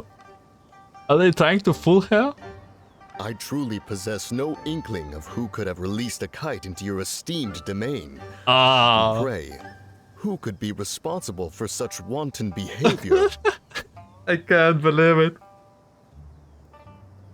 Verily, verily, we were but delighting in the surrounding scenery. This locale is home to such exquisite... mint! Okay, I want more of those guys. Oh my god, please give us more of them. Well, and if that's all, then we'll just be on our way.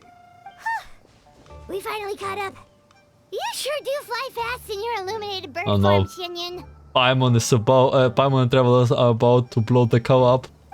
Mooncarver? Mountain Shaper? What are you doing here? Oh no. You? She? Okay, now Paimon's getting a weird vibe. Did she say something wrong? It is of no consequence. Long has one seen through their disguises. One was simply curious as to how long they would keep up the act. Then you are not angry? Man, why do they look like two NPCs and Cloud Retainer looks like an actual character? I'm quite a little bit sad about this. How could one feel anger at the sight of two old friends enjoying themselves? One is also well aware of how enticing these city novelties can be.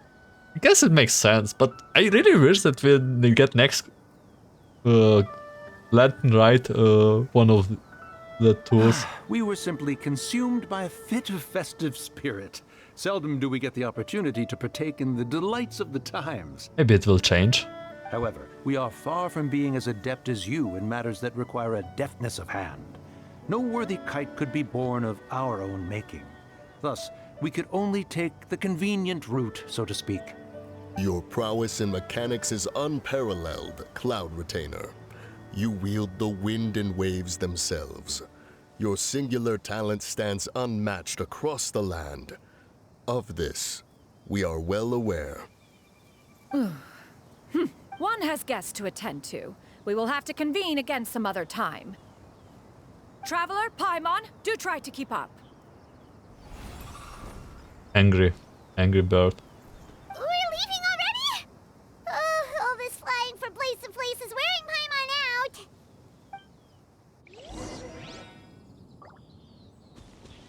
Hey guys.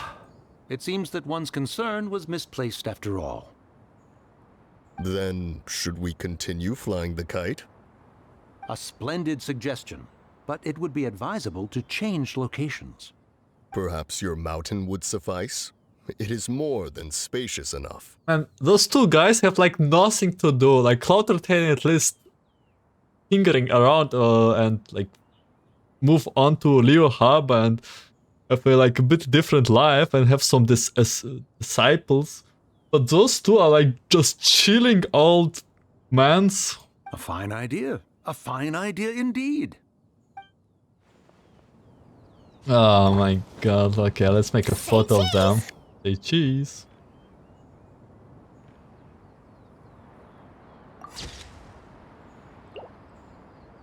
Wait, I have to save them.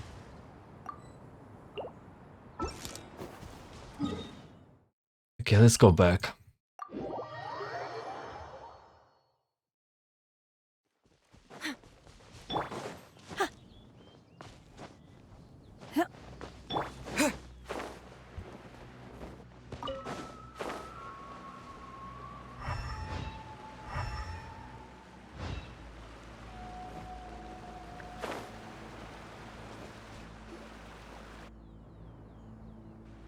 They're back.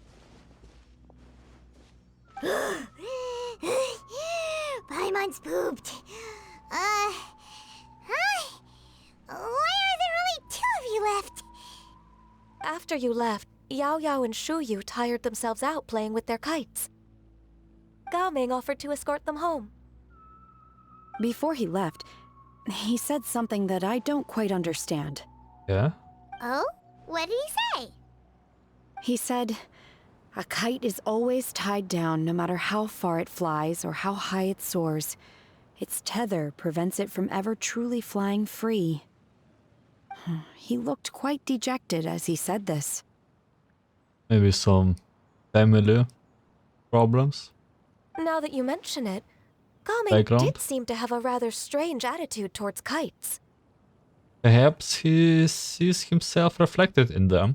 A reflection of himself. Oh, if I were a kite, I would cherish that tether as a symbol of kinship and the bonds that tie us and... If I would be a kite, I would be afraid that one day the wind stops and I just fall down. Shenhe? It may be an exceedingly slim and distant connection, but lose it, and you lose that which links you to home. If Gaming truly sees a kite as a reflection of himself, then I fear I understand his words even less. Well, people often have different points of view depending on their mindset and experiences, right? It's actually quite normal. Just like some people can eat spicy food, but others won't go anywhere near it? Exactly. That's why tolerance and understanding are as important as they are. Tolerance and understanding? What brought about this conversation? Did one miss something? You were faster than Shenyu, a cloud retainer? Shenyu? We were just chatting. You don't have to butt in on every little thing, you know. Where were you anyway? One was merely doing a bit of cooking. Night fast approaches. If you are otherwise unoccupied, one would entreat you to stay and eat before you depart. Okay, she was cooking. Oh, it's been so long since I've had the chance to enjoy your cooking, Cloud Retainer. Worry not. One has prepared a variety of meat and vegetable dishes. One is more than familiar with everyone's culinary proclivities. What a day, we just eat with gaming like full breakfast, and now with cloud routine I'm so hungry right now, I can't get it. I call dips on Paimon's portion. We will take you up to your offer then. I call dips on Paimon's portion. Hey, Paimon's hungry too. It's not like the dim sum and grilled fish could keep her full the whole day, you know. Oh, you don't think so? Shenhe, Ganyu, come with me. Whoa, what's with all the secrecy? You're not trying to play favorites, are you? If you're ready to serve the food, we can help too. It's time to investigate. Secrecy, you say? Time for a truth bomb. Smile!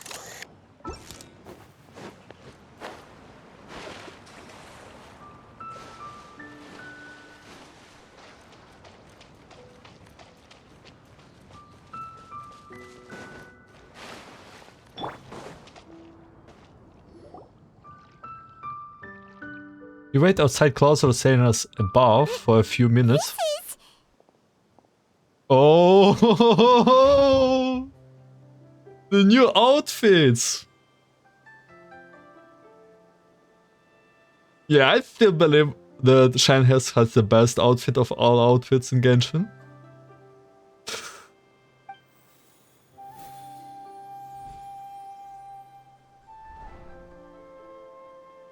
I can feel the wind brushing against my legs.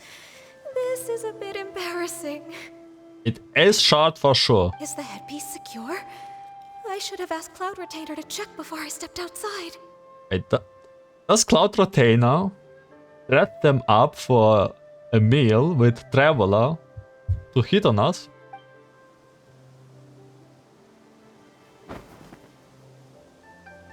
How do we look? Huh? She asked them just like that? You look great. You look pretty too, Ganyu. Oh, how should Paimon put it? You both look so elegant and refined. Those outfits really suit you both. Given that one employed the services of the best tailor in all of Liyue, one would expect nothing less.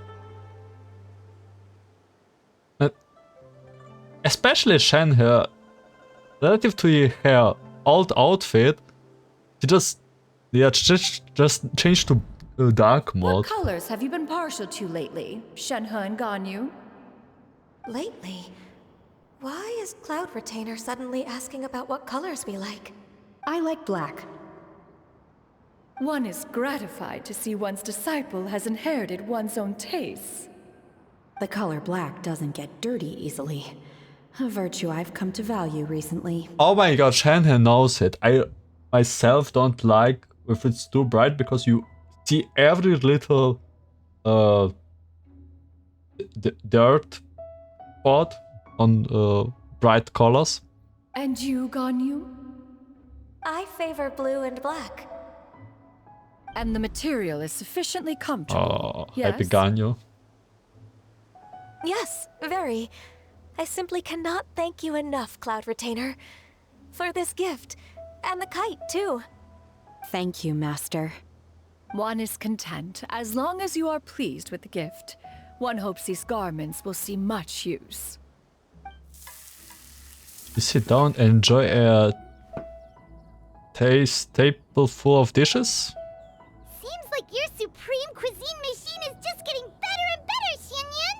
Xinyun? This golden crab's particularly good. The shell's deliciously crunchy, and the meat inside is so succulent and sweet. Paimon can't stop eating. Paimon. It's a good thing Gaming isn't here, or Paimon would have to duel him for the food. You know, with chopsticks. You would trounce him? Trounce? It would be a close match. He traveled all this way on account of the kite-making workshop, and he spent the whole afternoon looking after Shuyu. One was hoping to treat him to a meal. Oh well. One will just have to extend one's thanks in person. It's rare for someone to make such a good impression on you, Cloud Retainer. One has high standards. He appears to be a young man of much merit, and one is not the type who would see such potential squandered. It appears that he wishes to break free from the kite string that tethers him. Kite string? Huh, what strange metaphors you speak in, Shenhe.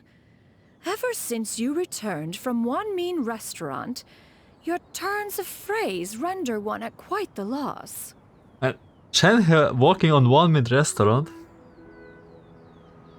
Do we know how it looks like? Maybe we will find out. Where do we even begin? Oh, do you know about the conflict between Gaming and his dad, Xinyun? Pretty sure everyone eats their food to the fullest and leave nothing behind on Shenhe's watch. One has only heard that the two are not on good terms. He ran away from home and hasn't been back since. Oh? Ran away, you say? Oh. One believes we would all benefit from a more thorough retelling. Start from the beginning. Oh, okay. Paimon just hopes he won't mind. Paimon tells Glede everything she knows about gaming story. Gaming. This shall not do. Lantern Rite fast approaches. We must make haste. As one was contacting various tailors around Liyue, one could not help but be reminded of Menogius. Menogius? Oh. He possessed a singular talent for clothing design. He had an exquisite eye, not just for fabric selection and color pairing, but also for what accessories could best accentuate a garment's overall styling. At a gathering of Adepti, Bonanis once complained in secret to some of the ladies in attendance that the skirt Menogius made for her was too long and impractical, lamenting that it would only hinder her in battle. However, when one asked Menogius' opinion, he remarked that the train of the skirt would serve to enhance her adeptal countenance by exemplifying a certain elegance. Menogius was that type of person. When it came to topics relating to garments and accessories, not even Rex Lapis could best his stubbornness. Monogius is the one adeptee of Shallow France, right? And later, Later? one seems to have strayed off topic. One means to say that Lantern Rite should be a day of reunion. It is a time to address problems before they turn into regrets. Fate is fickle. The cruel reality of this world is that suffering and misfortune can befall any of us without design or reason. If there is a chance for young people to remain insulated from this reality, one should do one's utmost to make it so. That's nice and all, but... Do you have any ideas, Cloud Retainer? Perhaps adeptal arts could be of use. No. Mechanics, perhaps. One fails to see its use in a situation such as this. Is there anything I can do to help? Combining our efforts is a fine idea indeed. Aha! One has an idea. I hear. How about this? Does that make sense to everyone? Yep. Oh, Paimon really hopes this works. I am excited to see what will One's happen. designs never fail. Now then, I counsel rest for all, and to make the necessary preparations. One shall see you in 2 days. Okay. Almost end? Is it ending now? Oh, okay, I see. I anticipated actually making it 2 parts, but it looks like it's not that long.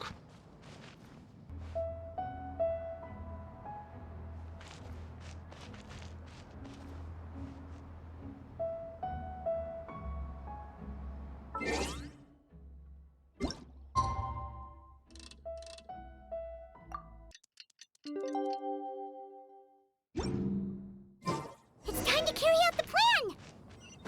Let's go find Gaming! Hope everything goes well.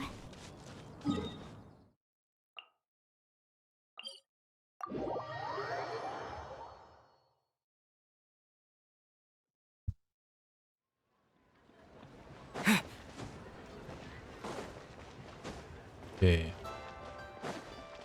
Maybe it's not that long that I was thinking at first.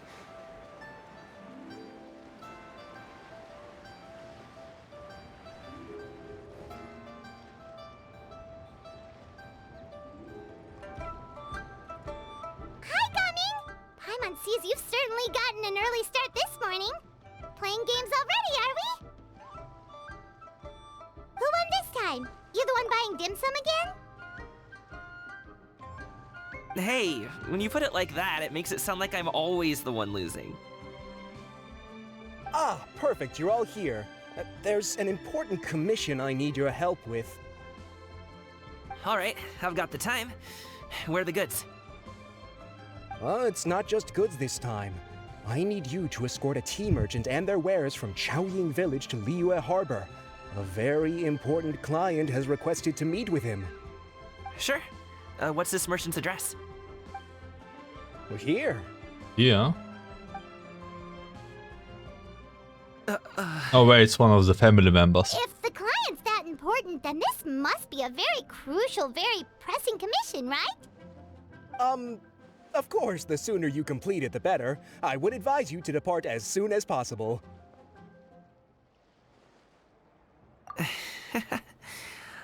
All right, don't work too hard now, Longjo. We'll set off then.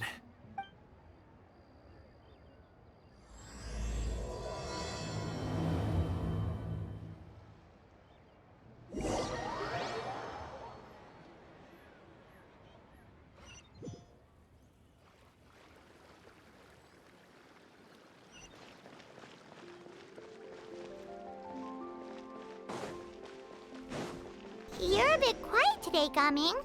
Oh, do you want Paimon to tell a story? We're almost there. I'll take a rain check on that. Okay, part 3 is one of those parts that after have a open world like the cloud retainer and stuff you can see in the open world in gaming. So it probably is the one with the cutscene. Hello, you must be the tea merchant heading to Liyue Harbor. We're here to escort you. Yep, that's one of her relatives. Probably the father. Dad? Oh, so you're Gaming's father. It's nice to meet you. Just leave this delivery to him. Trust Paimon, he's got this in the bag. Gaming is super good at what he does. Everyone at the Secure Transport Agency says as much. Even the Ministry of Civil Affairs has nothing but good things to say about him. Seems like you've made some sort of name for yourself, at least. The goods are all in order? Yes, they're all here. Then let's get going.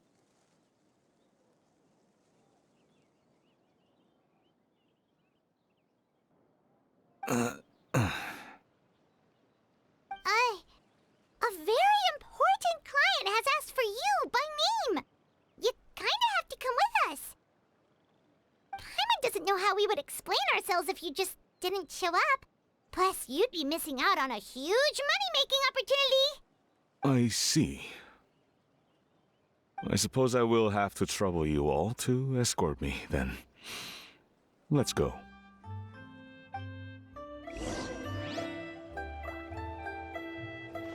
A little bit inconvenient.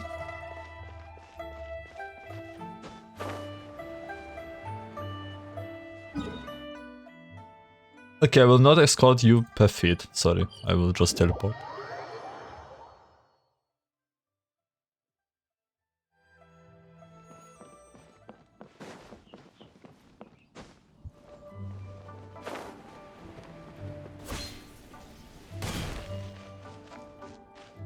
We've been walking for so long. Is anyone tired? How about we stop and rest for a bit? I'm fine. Gaming, don't you usually have some delicious snacks on you? Come on, bring them out so we can share them. I'm fine. Thank you. But the winter melon cake he gave us last time was so delicious. Have you ever tried it before, Mr. Ip? I'm fine. Paimon. But Paimon trying her best.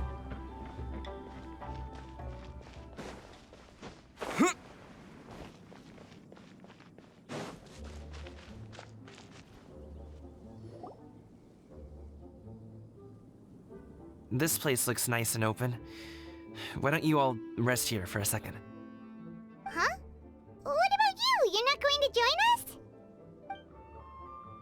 I'm not tired. I'll keep watch. Oh my god, this atmosphere is so stiff. Oh, but... Just let him go.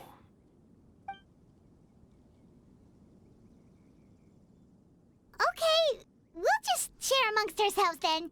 Did you know, Uncle Ip, that the flavor of these cakes changes depending on... Halt! Who goes there? Oh no.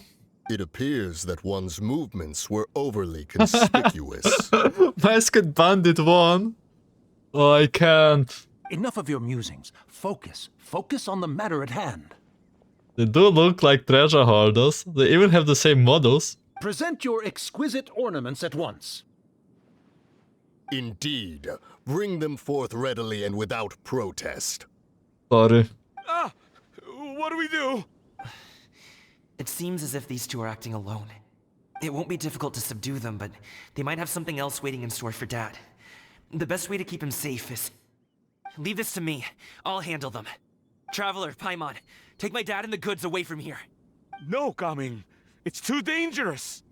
I mean... This is what I do. A thorny foe indeed. Let us depart and seek a target softer in blows and disposition. Don't think I'm gonna let you off so easily. Away. Let us away. Oh my god, those two, I want more of them. Coming! Don't worry, he's a great fighter. Paimon's even seen him take down a dozen or so treasure hoarders all by himself. But coming,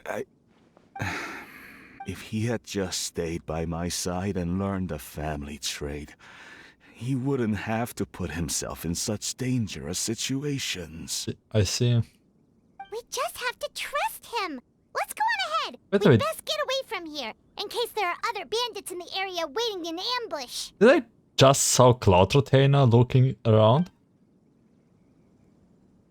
Yeah, the crane. All is going to plan.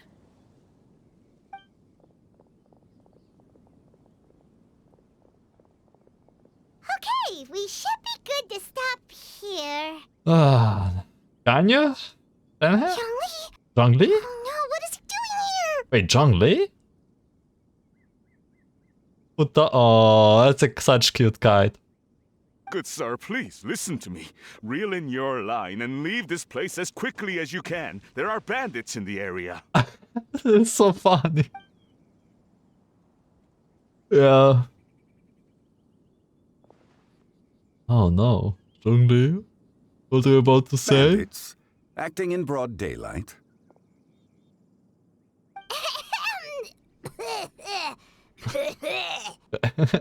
Oh. Yes. Ah, I see. Yeah, you see.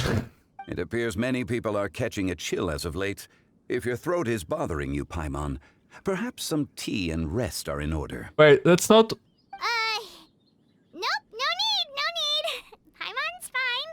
She just, had some cake stuck in her throat. You must have figured it out by now. Is he just playing dumb on purpose? If there are indeed bandits in the area, then we should inform the Millelith at once. The guard that was escorting us is already on their trail. Oh? Well, if that's the case, such matters are best left to those with the necessary expertise. Wouldn't you agree? I suppose you're right. If ordinary people like us got involved, we would only cause more trouble. Since we find ourselves otherwise unoccupied in this beautiful area, why don't we find a quiet place to relax while we wait for good news? Ordinary people like Zhongli. That would be lovely. I cannot take it seriously.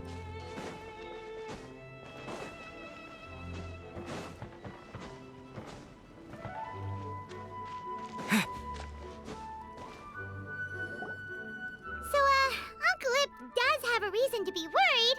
After all, Gaming, the guard we mentioned, is his son. Gaming. The name sounds somewhat familiar. Ah, yes. That is the name of the Usho dancer who has been performing around Liyue Harbor recently, is it not? Oh, have you seen him perform? Indeed. I cannot help but admire his skill. He truly encapsulates the spirit of the Suani.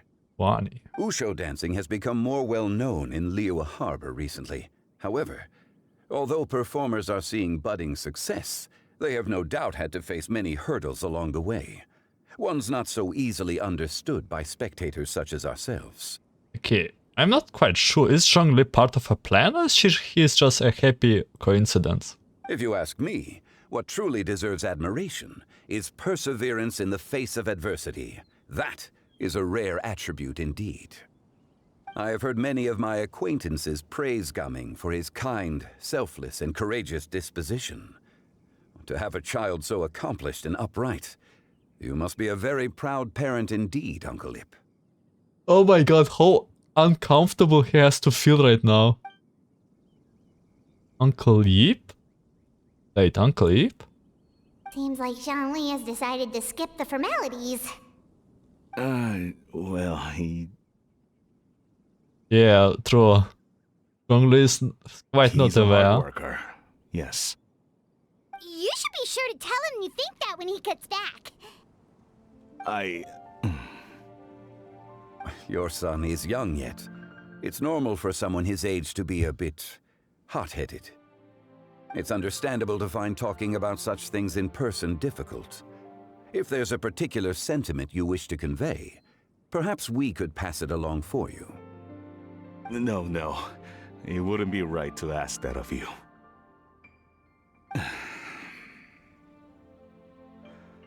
This thing between us has festered for many years now.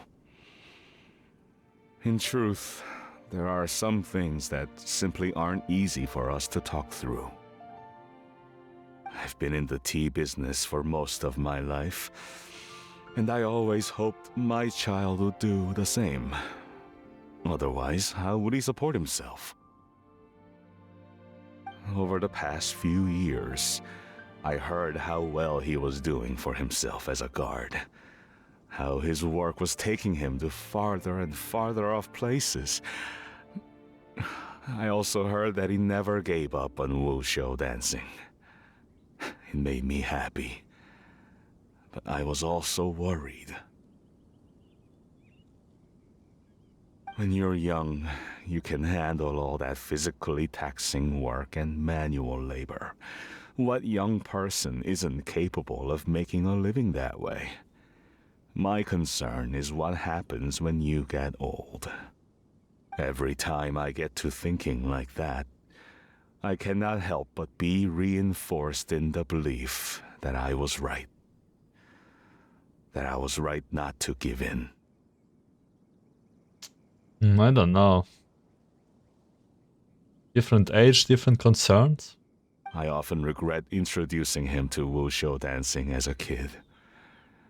If I had known how things would turn out, I would have never taken him to see those performances in the first place.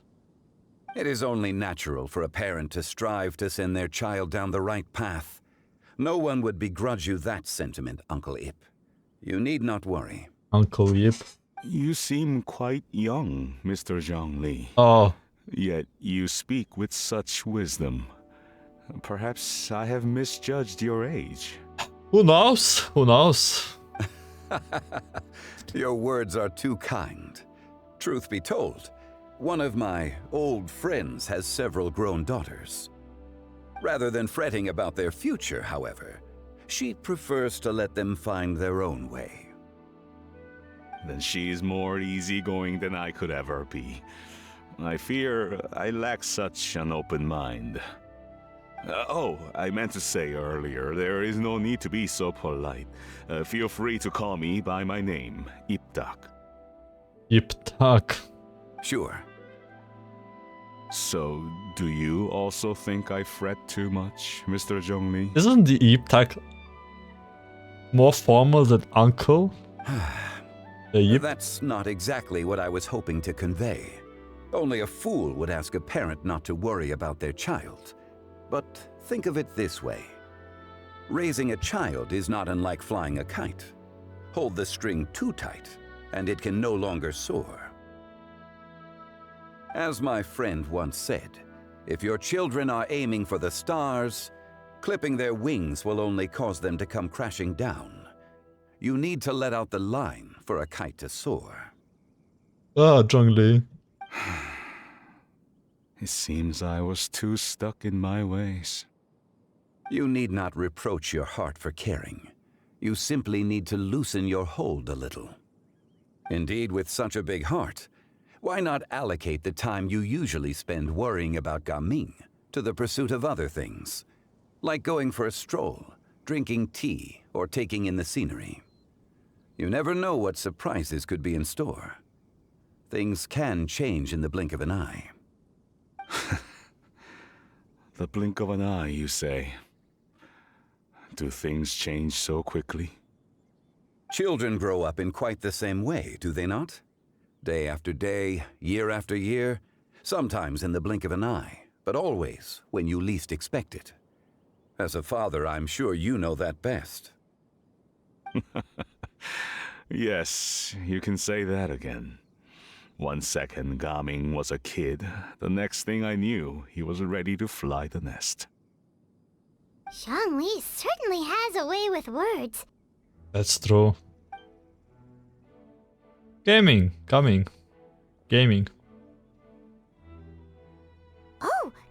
Everyone's back. Hey, Gaming, we're over here. Dad, Traveler, Paimon. Good, you're all here. Oh, and Mr. Zhongli from the Wangsheng Funeral Parlor? You're here too? A fated meeting indeed. We were just enjoying some pleasant conversation.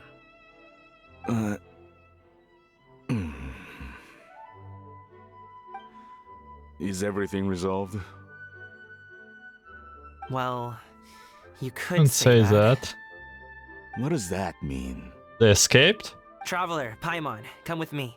I need to talk to you. Does he figured out everything? Huh? Oh, okay. Does he knows? I'll come right out and say it. Those two bandits, you sent them, didn't you? So, that's how we're starting off? Can't look me in the eye, huh? Guess I'm right then.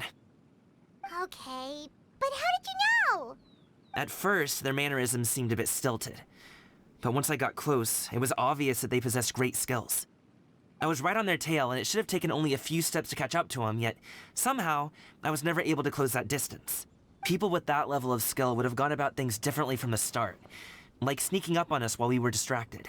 Unless, of course, their real motive was to lure me away from the group all along. Wow. Wow, you're pretty quick on the uptake.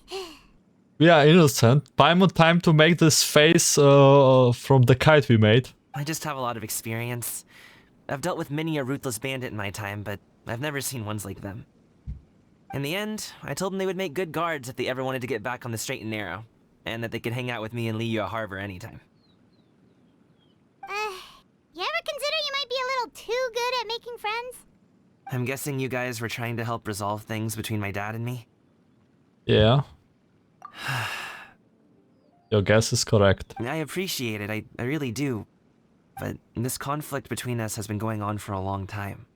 Even if those two were real bandits, and I was able to subdue them and show them what I was capable of, it wouldn't change anything. You've seen the way he talks to me. It's not like that at all! Your dad really cares about you. You should see the way he talks about you when you're not around.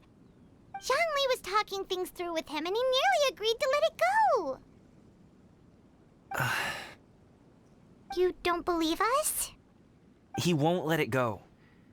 He can say as much as he wants to other people, but he won't talk to me. I'm certain of it. And you? Will you talk to him? You told us you wanted to prove yourself to your dad.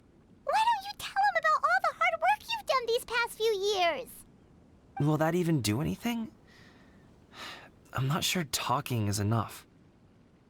You won't know unless you try. Just like how you won't know if something is delicious unless you taste it. Listen to us. It's time to put these people skills to good use. You can make friends with anyone, so why not your dad?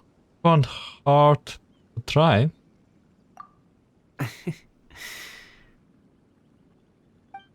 I'll do my best. You are very knowledgeable, Mr. Zhongli.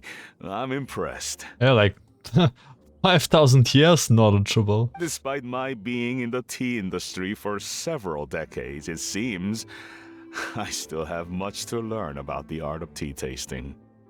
You flatter me. It was nothing but a few humble musings. I really imagine you're so old that you actually can do everything. How much tea have you drank since we've been gone? It's not like it was alcohol.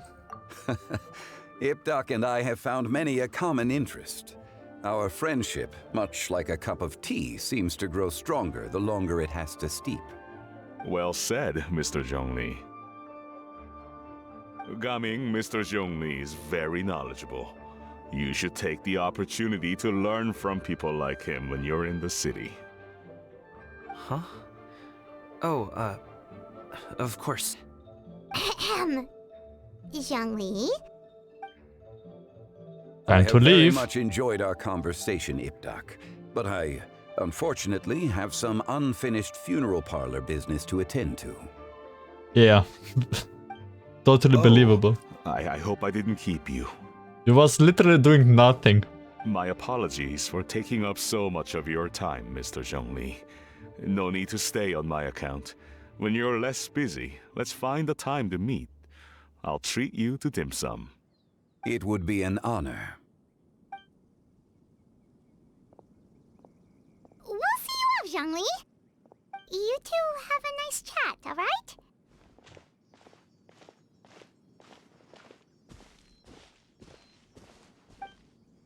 I hope. Wish you all the best. Should we sit? Sure.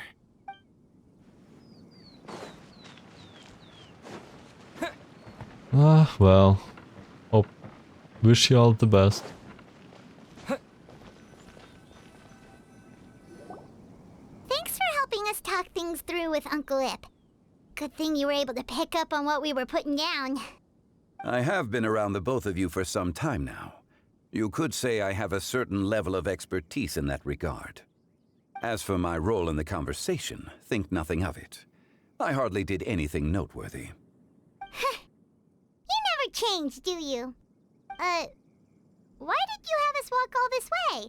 Paimon thought we just had to go far enough to be out of earshot. A friend approaches. A friend approaches?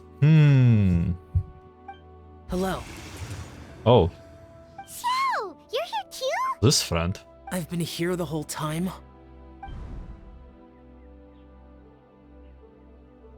A ghostly kite. Could that elusive Director Who be coming to Wangshu Inn once again? Wait, was it like oh my god. What is she doing here? I suppose it matters not. Given her relationship with Rex, well, Zhongli, I might as well go pay my respects. Oh my god, it was like a bait.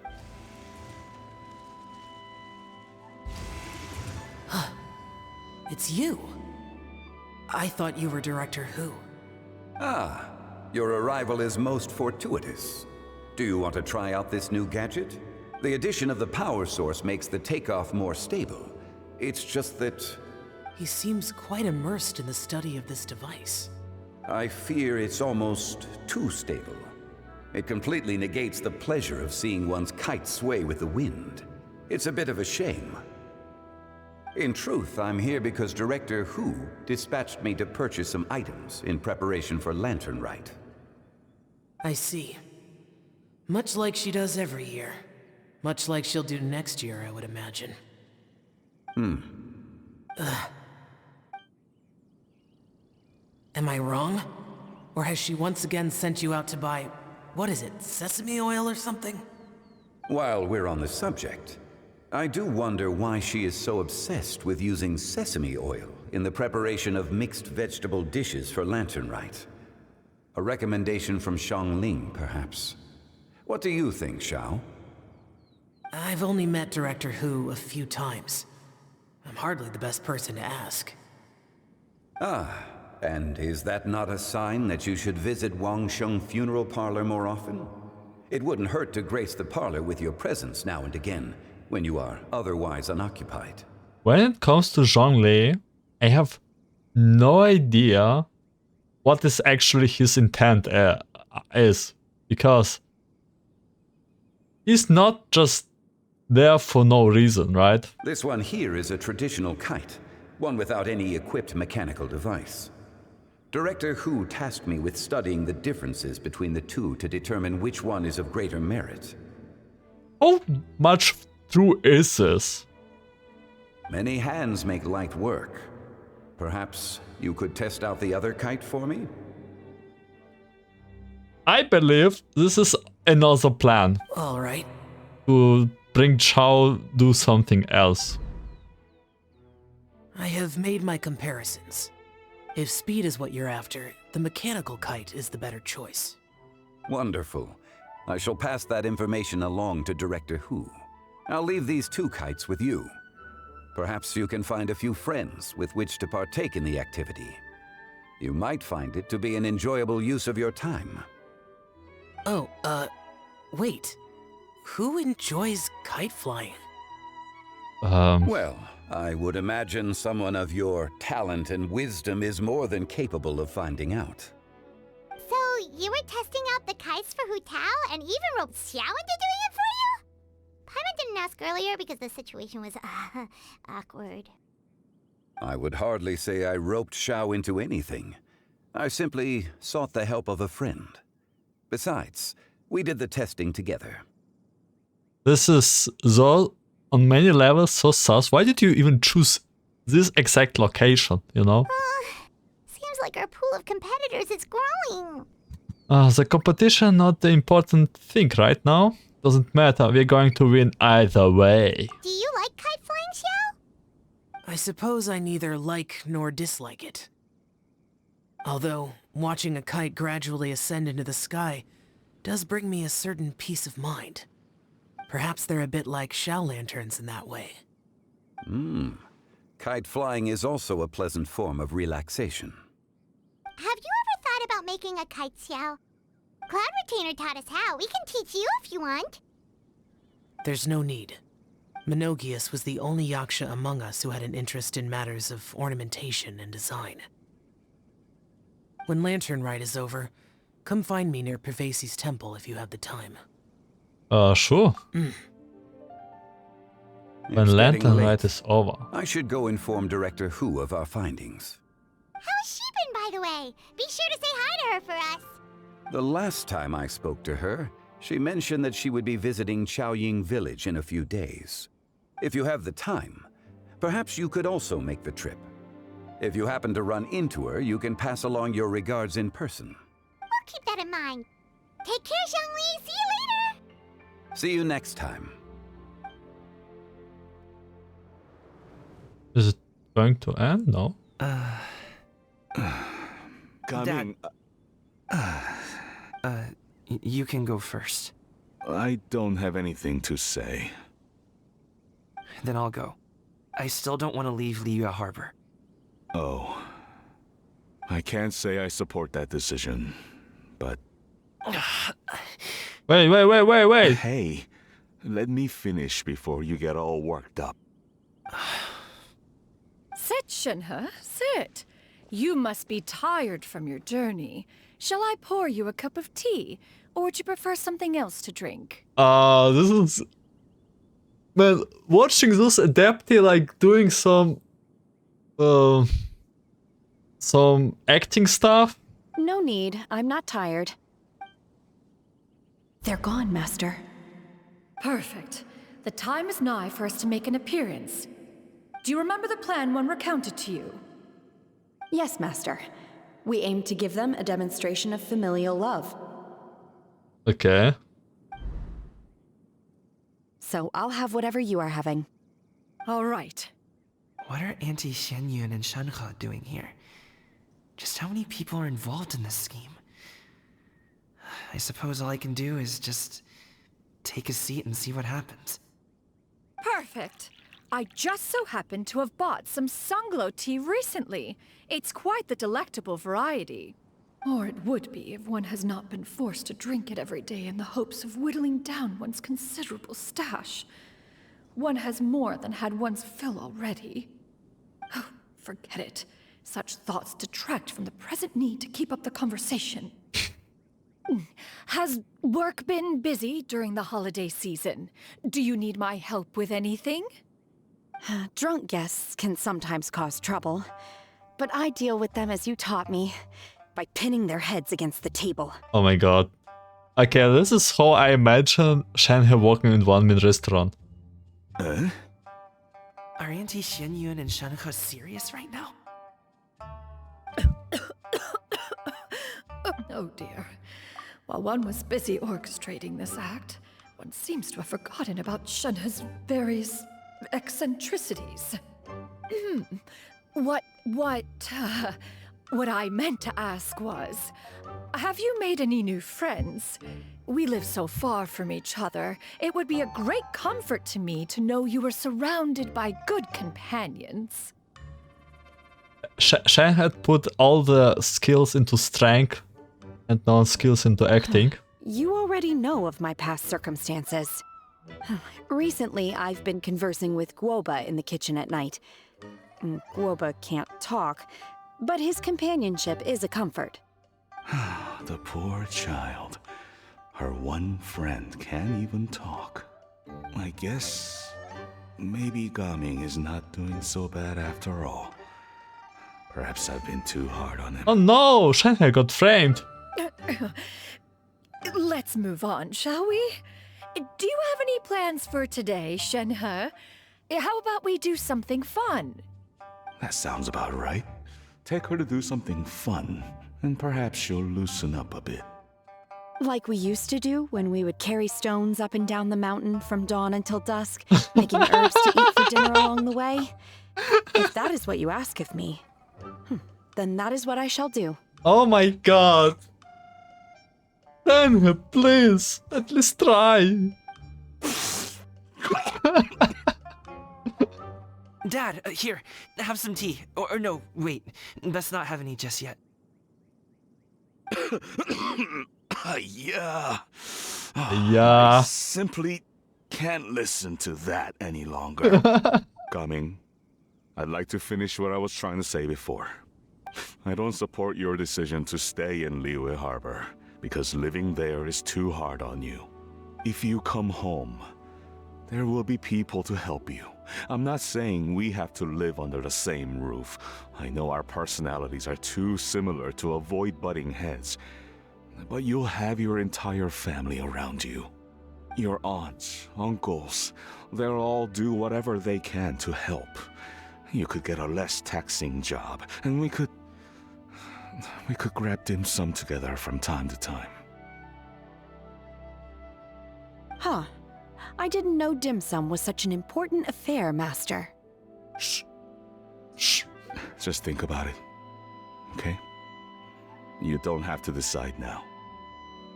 Dad really has changed a lot. He would never have said these things to me before. But I thank you, Dad. It's been long enough, don't you think? Oh, Paimon sure hopes they've made up by now. Oh, they're drinking tea in silence. That's not a good sign. Did Xianyun's plan not work after all? Hey, you two! Paimon's sorry we were gone for so long. We got to chatting with some friends and didn't realize how much time had passed. Perfect timing, actually. We seem to be just about done here. Yep, let's go. I'll get the bags.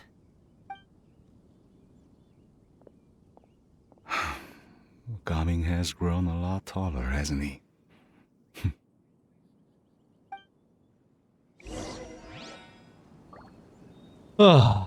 Okay, Shanghai. Master, did I say something wrong earlier? Perhaps. I tried to go along with your questions, but when I saw how you and that man reacted, I started to wonder. Not at all. Certain unforeseen variables may have presented themselves along the way, but the outcome proved favorable. The plan was a success. Then I helped? Naturally. Your purity of spirit is one of your greatest strengths, Shenhe. You need not change who you are. That's so sweet. You did your best, Shanghai. Shanghai. Let's go back to Liyue Harbor.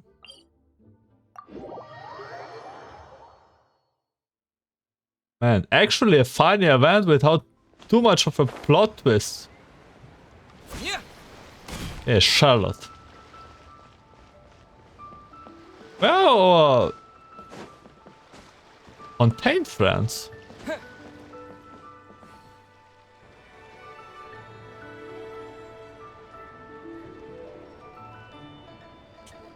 You must be Mr. Ip! Thank you for coming all this way. My name is Charlotte, and I'm a reporter from Fontaine. You can find me writing for the Steambird. I invited you here not just to purchase your fine tea, but also with the hope that you might be willing to sit down for a short interview. What do you say? An interview? To advertise my teas? My I suppose you could think of it that way. We Fontanians are big tea drinkers too. The Fontaine Market. Then I'll need some time to adequately prepare. Perhaps we could sit down and discuss the questions you intend to ask in advance. Of course, of course. Please follow me. Oh, she's also part of a plan? Is this person also involved in your plan?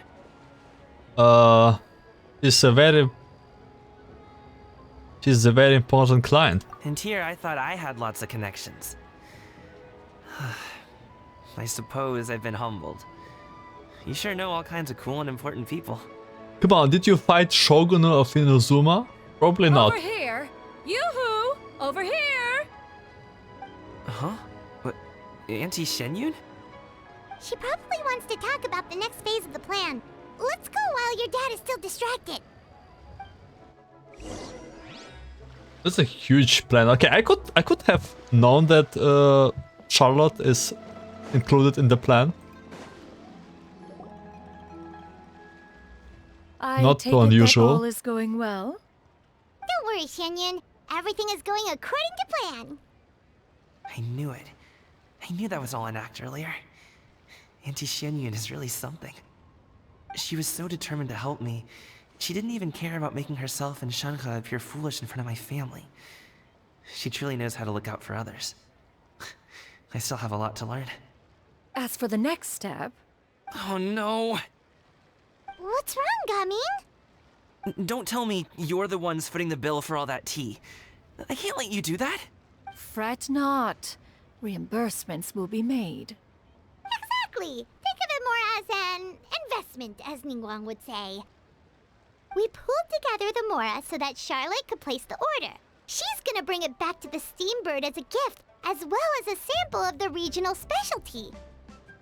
Oh. Fontanians will probably fall in love with your dad's tea as soon as they lay their eyes on Charlotte's article. And once all the money from the new orders begin to roll in, getting our Mora back will be a piece of cake. Oh, okay. Business-related matters always seem to go over my head, but I refuse to let you all lose more on my behalf. I'll pay you back right now. We can talk about such matters at a later date. There are more important matters for you to consider at the moment, are there not? Yes. I've been thinking about it the whole way here.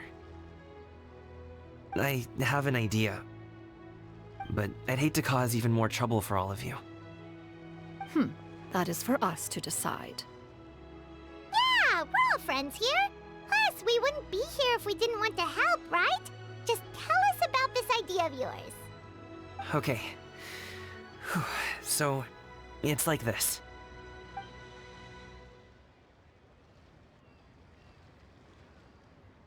Got it. Just leave it to us. Yeah, we will find it sooner. Let's split up and make it happen.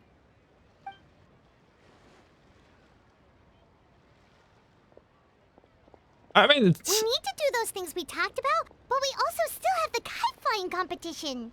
I mean, I don't mind to not know in the plan, so I get a surprise too, but still. You already tested out those kites for us. Why don't we also go buy one of those mechanical thingamabobs or whatever they're called? We can Thingamabobs. attach it to our kite.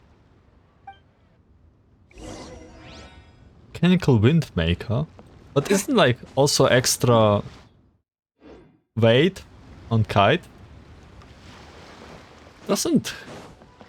It does not work like this. I'm not an engineer, but I have my doubts. Hello again. Welcome back. I see you returned from your trip. I really do have to thank you for all your help from before. Thanks to you, my daughter was able to build a kite with her grandmother that very same day. She even wrote a long letter telling me how much she loved it. Thanks to us. Oh, you should really be thanking Gaming, not us. Ah, the delivery, I see. I'll be sure to. And are you here to buy a kite? Please, take your pick. Oh, we already have a kite. We wanted to buy one of those, device thingies from Fontaine. Do you sell them separately? Yes. Here you go. Please, take it, free of charge. The directions are in the box. It's not hard to install at all. It doesn't feel right for for us to just take it. Well, nor would it feel right for me to take your Mora. Good luck in the kite flying competition. I'll be rooting for you. Thank you. Then, thank you.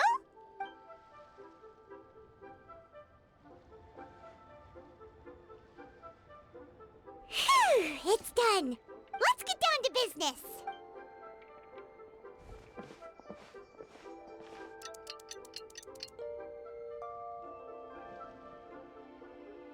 Looks like we finished everything we needed to do. Let's find a good place and put this thing into the sky. Is this the time for the cutscene? Quite exciting. Excited.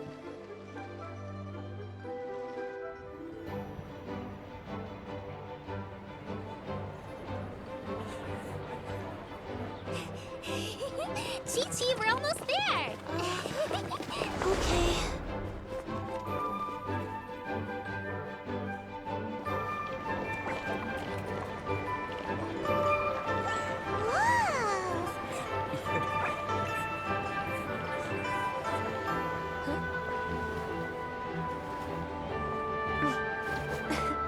Come here, allow me.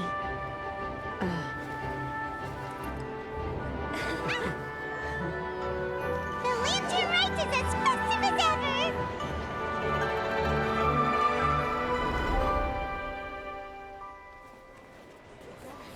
Huh?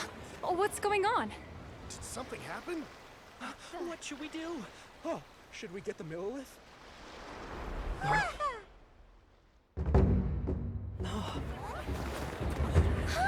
What's that?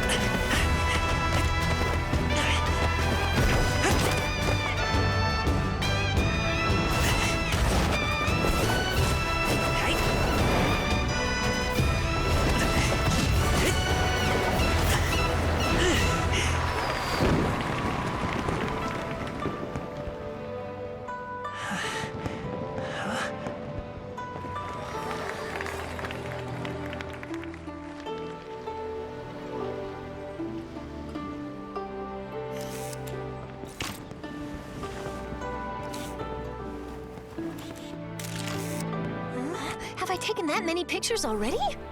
I need to load more film.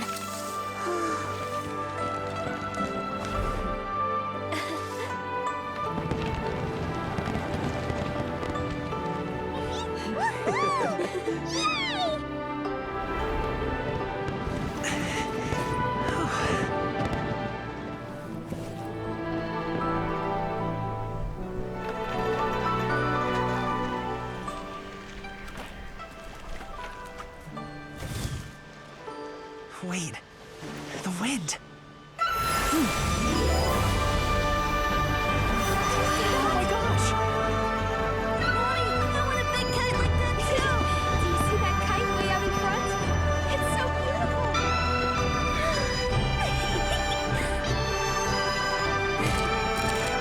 Happy Lantern Rite. Happy Lantern Rite.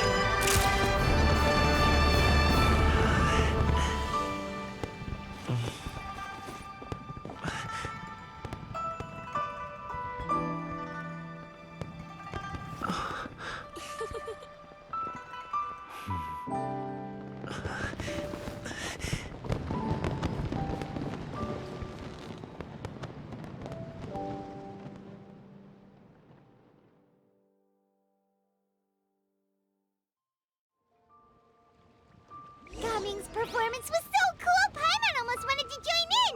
You saw that, right, Traveler? Let's go find him! Oh! He's over there! Talking to his dad! Happy Lantern Rite.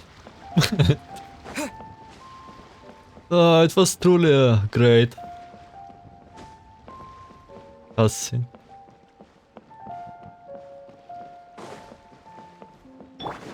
Hold that pose!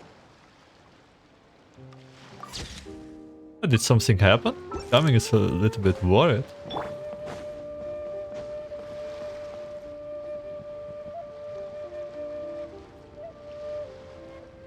I think I'll head off now, if that's okay. Thank you, little girl. Do you want us to walk you back? No need, no need. Master is waiting for me right over there.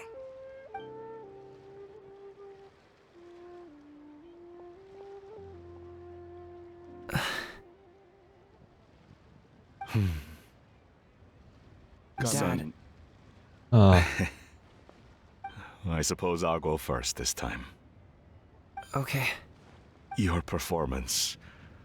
I've seen many wushou dances in my time, but I've gotta admit, what you pulled off there was breathtaking. Wow. I never thought I'd live to hear you say that. You're serious about doing this professionally? Absolutely. I know it'll be difficult, but... Then it doesn't matter. What I mean to say is, of course it'll be difficult. But if that's your decision, if that's your dream, then it doesn't matter how difficult it is. As long as you put in the work, then any obstacle can be overcome in time. Really, when I was young, I also... Actually, how about we save that story of my past for another time? Hey! All I really want to say is, I've changed my mind. Much like this kite, you also deserve to soar to new heights. Dad. Don't cry! Yeah, gaming? Son? Haven't heard that in a while.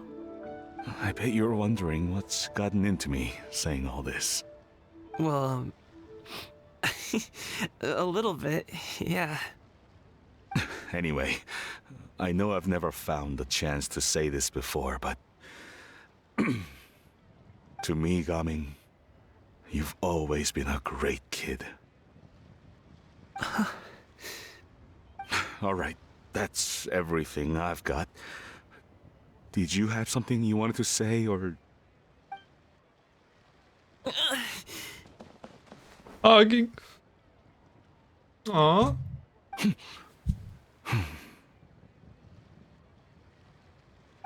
the two of them talk things through like this really gives Paimon a sense of accomplishment. Yep, it was all because of you. Give yourself a pat on the back, Paimon. Now go. Over there. Your friends are still waiting for you. Huh? But you came all this way. I'll be staying in Liyue Harbor for a bit longer. When you have time, we can grab dim sum together. Your Dad, honestly. Your treat. Go. Okay, then I'm off. See you soon.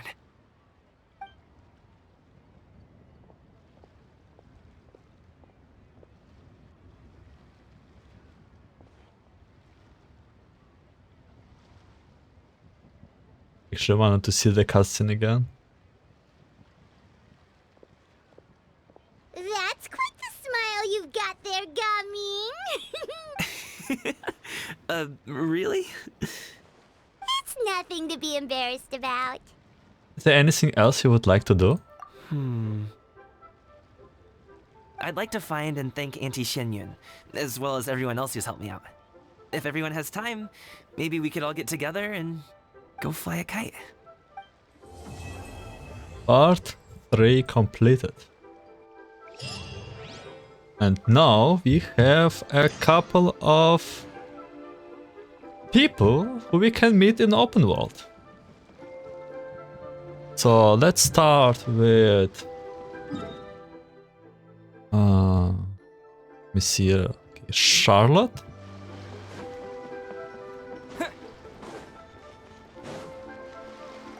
Oh, Lantern Rite was simply amazing. I'm not sure I'll be able to sleep tonight. Oh, that? Yeah, interesting story. It was invented by a guy from Fontaine.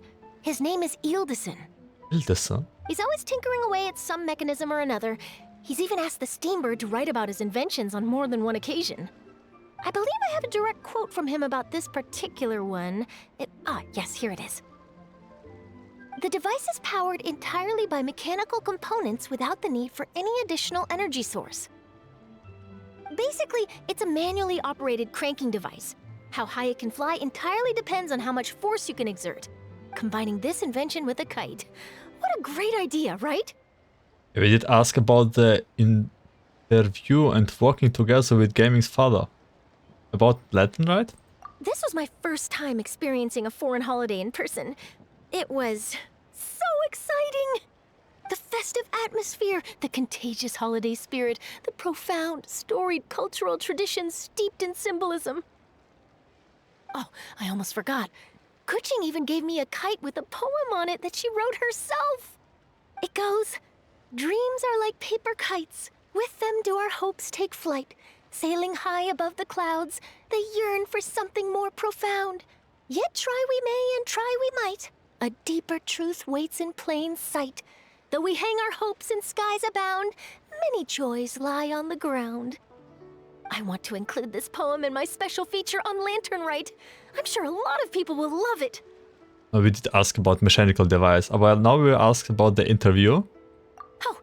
My conversation with Mr. Ip went really well. I've already sent the first draft of my article back to the Steambird. It's a piece that contains all the pertinent information while also telling a story. I'm quite proud of it. Oh, that reminds me.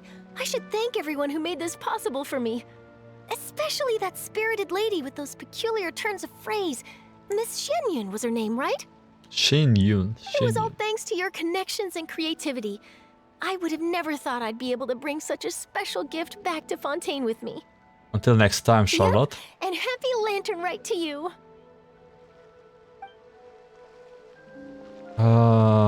Then we do have those two guys. Given your present countenance, one presumes you are missing some old friends again. One cannot help but be reminded of them. Pray speak. Unburden yourself of these sentiments. One simply wishes Menogius were alive to witness such peace alongside us. He was so skilled in matters of craftsmanship. Kite making would scarcely prove to be a test of his capabilities. Were he yet amongst the living, he could have opened a kite stall. One is certain it would have been an establishment rich not only in profit, but also esteem. And if, as in the past, he were unable to involve himself in matters of the mortal realm, we could sell the kites in his stead. When we finished, we could bring him back wine and partake in drink and good company.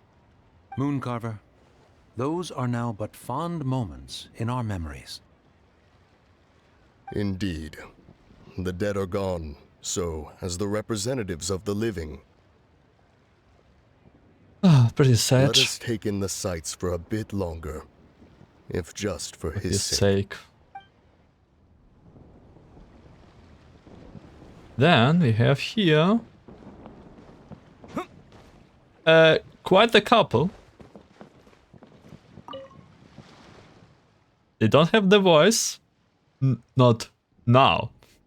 Do you ever think that there might be some kites that can no longer be retrieved after being sent up into the sky? I guess so. Even if I could control the line, the wing might decline your command all the same.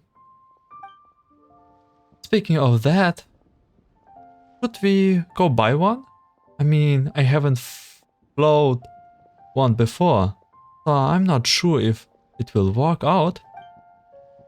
Oh, what What say we make one together? I see kids discussing the pattern. The parents, they want to draw on theirs. So it might not be that difficult. The two of us? Oh, let's give it a go. I need this couple have to get a extra event.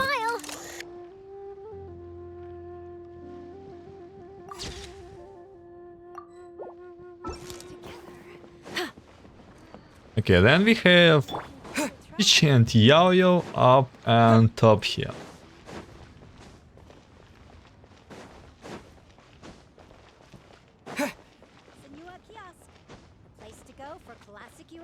Yeah, Yip Talk and gaming. So First. you're still a big fan of winter melon cake then? Huh? Oh, I guess you heard everything Paimon was saying, huh? Of course. She was talking about you. As your father, how could I not listen? Remember back when you were a kid, and you would sit on my shoulders to watch the Wushu dance. On our way back home, you would beg me to buy you some winter melon cake. We would only buy 2 at a time, but before long, we tried the winter melon cake from every vendor that street had to offer. There was also that one time you used your pocket money to treat me. Do you still remember? Oh. Yeah, I remember. That was the best winter melon cake I ever had. Let's go back sometime. The shop's still there and I remember the way. My treat, just like before. Are you sure? Absolutely.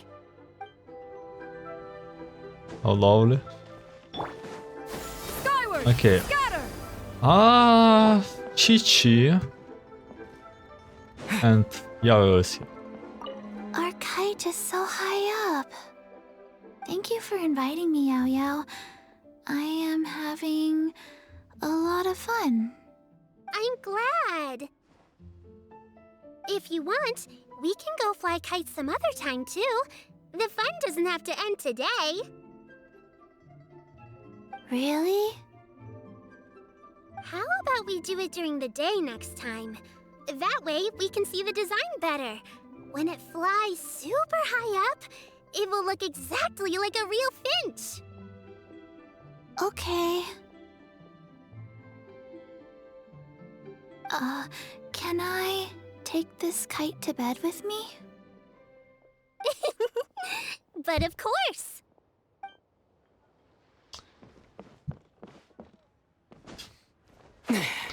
Okay, we also have Shanhei Ganyu and Xinyun and catching.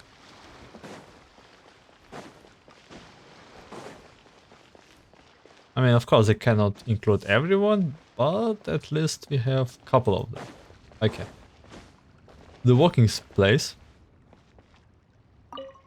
I don't get it. Is something wrong, Shenhe?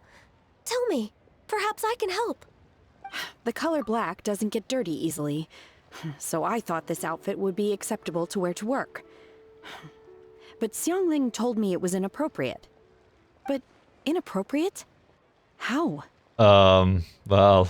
She probably just meant the outfit isn't suitable for that particular environment and occasion. But for a festival gathering with friends, a nighttime stroll, or an important banquet, your outfit is more than appropriate, Shenhe. So you're saying it's only something I should wear in front of important people? Yes. I suppose that's another way to think of it.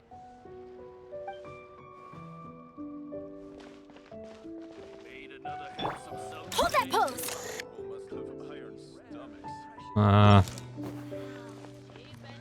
Say cheese! Come on, Shanhead, don't do this. Oh, I didn't save it. Hold that pose!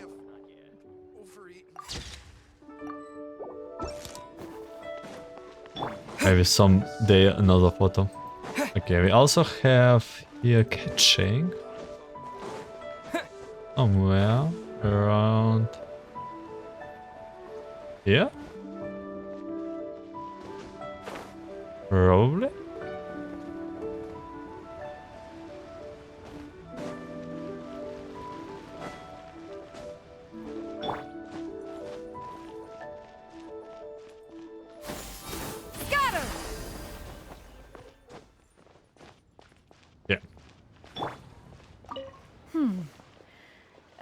One may have won the kite flying competition, Yu Heng, but this prize should truly be reserved for another. Yu Heng? You need not be so humble, honored Adeptus. Among all the kites, yours was quite literally a cut above the rest. Please accept this prize. You deserve it. By the way, I also wish that catching also has hair outfit for Lantern Rite. I'm quite certain we owe a fair share of the success of this year's Lantern Rite to you. If you insist, then one can hardly continue to refuse. However, there is another matter with which one would ask your assistance. Of course. One would be much obliged if you could distribute this case of Sunglow tea among the Millilith on duty. The security of the festivities rests entirely on their shoulders, after all. One presumes they could always benefit from something to invigorate their spirits. Cloud Retainer is so thoughtful and attentive to others' needs. I would expect nothing less of an esteemed Adeptus such as herself. Understood. I'll get on that right away. A fortuitous result indeed. One's tea surplus has hitherto resolved itself.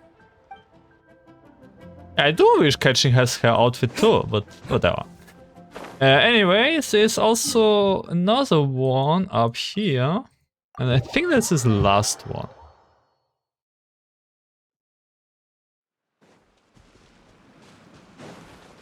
Hello, Shao. Traveler. It's just as I thought. You stopped short on stepping into the city again. Being in the city isn't the only way for me to appreciate the lights and beauty of Lantern Rite. Look. Liyue Harbor lies just beyond this mountain. As long as I stand at this vantage point, I may freely behold the sights of all the kites slowly ascending into the sky. For me, that is enough. Alright. I invited you here because there is something I would like to do. I want to release a shell lantern, and I'd like you to be there for it. No way! Yes. I apologize for its crude appearance. I have little skill in that regard. You did make a shell lantern yourself? It's amazing. You are very kind, as usual. Alright. Oh, it's big. Time.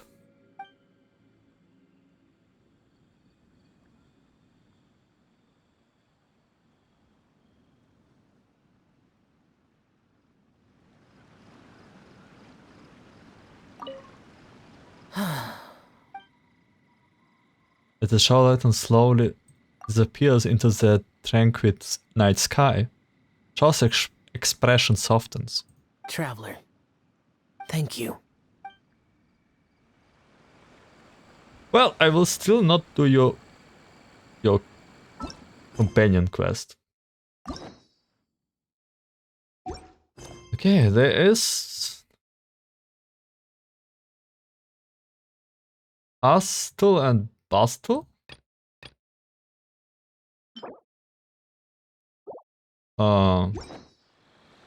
Looks like there's more. 2 days, 12 hours.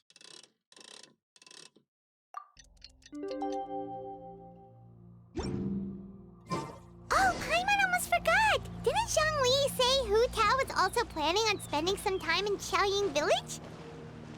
We didn't have anything else to do today, right? Why don't we go have a look around? Maybe we'll run into her. Oh, I have no teleports there. Oh, yeah, why not? Just quick moment. Dahei. It's not Dawei. Okay.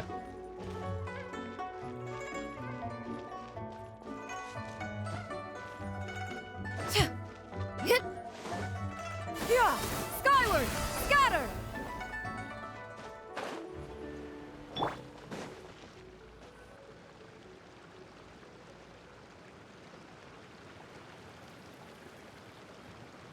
The mountain air is so refreshing!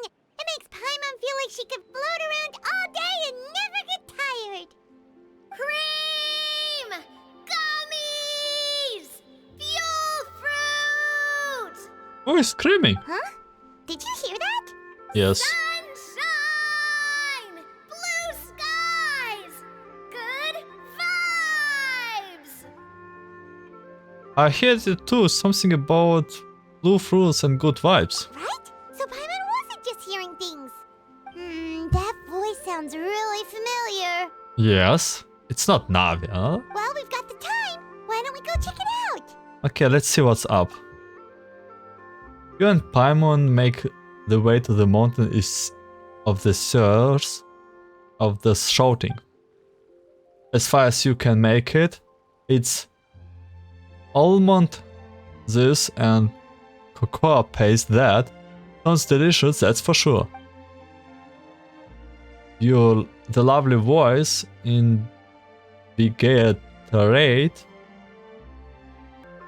invigorates your steps, and you ascend the mountain in no time.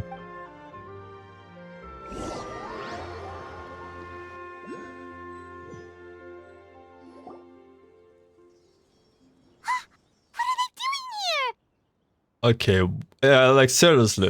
Okay, I'm happy to meet Fontainian friends. Maybe the next event... Okay, the next event will be a Fontainian one. Ah, well, if it isn't my dear partners. See, I told you that something good was going to happen during our travels today. I have to say, sometimes the Steambird's astrology column is spot on. It's just your lucky day. Are you guys also here to catch the festivities? Oh, and that reminds me. Happy Lantern Rite. Happy Lantern Rite. Okay, and you too. Happy Lantern Rite to you too! Wait, if you're here for Lantern Rite, then what are you doing on top of this deserted mountain? And that voice we heard, that was you, right, Nadia? Oh, impressive. You could tell it was me from that far away. You've got good ears. I also had my doubts about it. That or your voice is just really loud. Well, of course it is. After all, I'm a boss. Indeed. I suppose it's an asset. Sure is! Having a loud voice is a handy tool when it comes to communication. Wait. That wasn't even Paimon's point. Paimon just wants to know why you two were shouting from the top of this deserted mountain. There was something about almonds, maybe? And buell fruit? Ooh, is it some sort of secret code? No, it's not a code. The words are meaningless.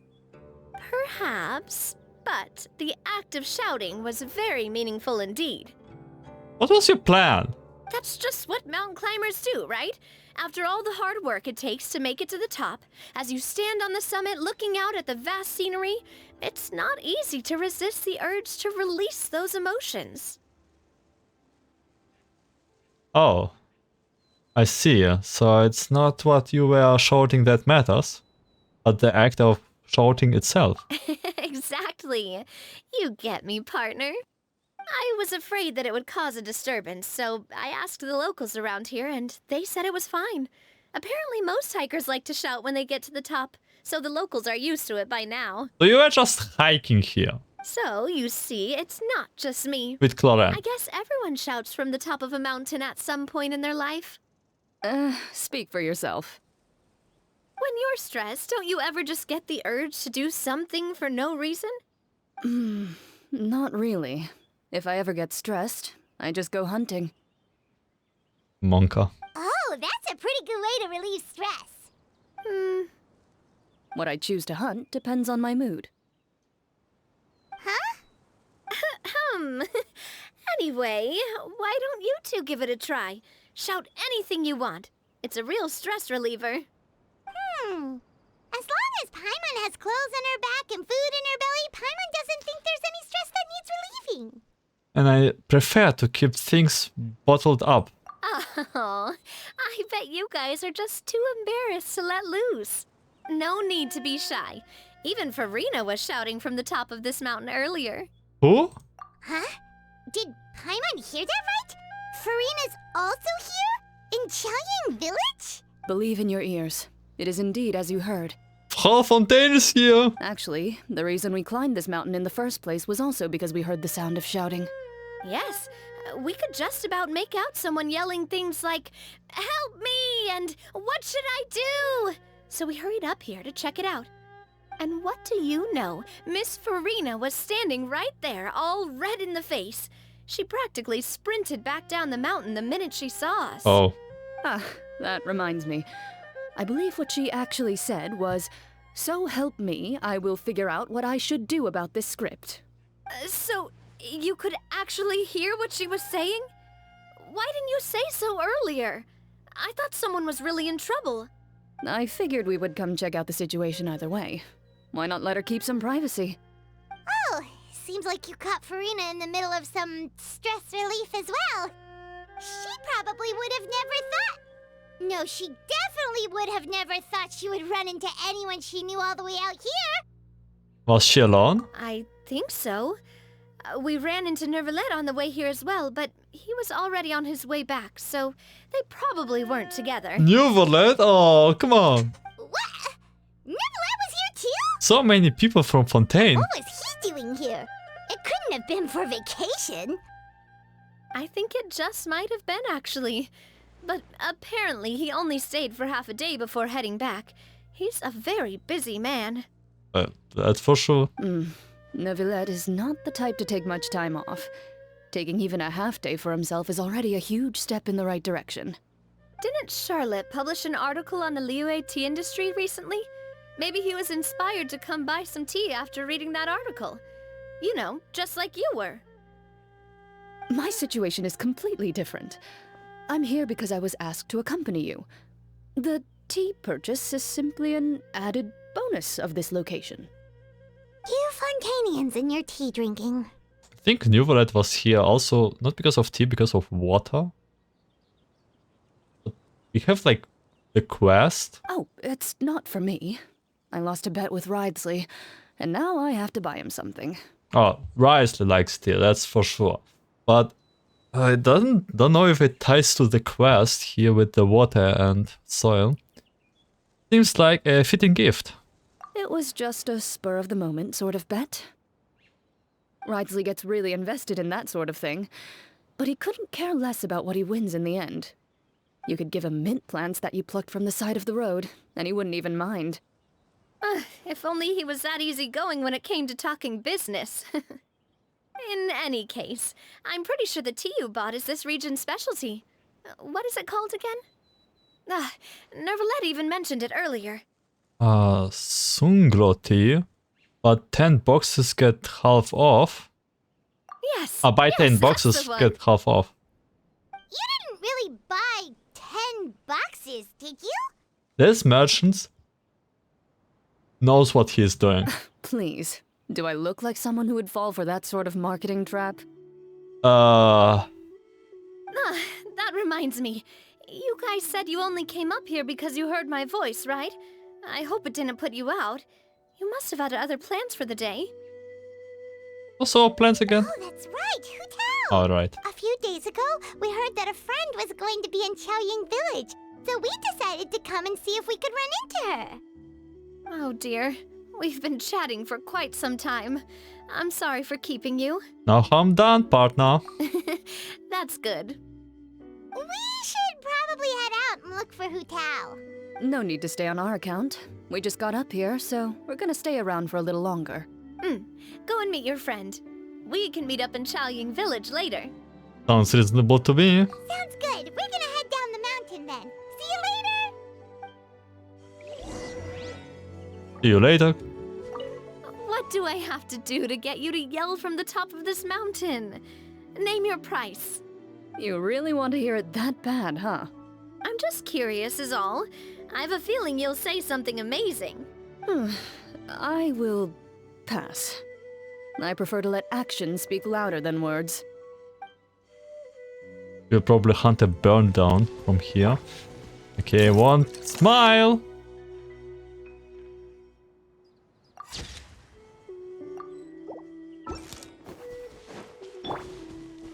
Yeah. Scatter.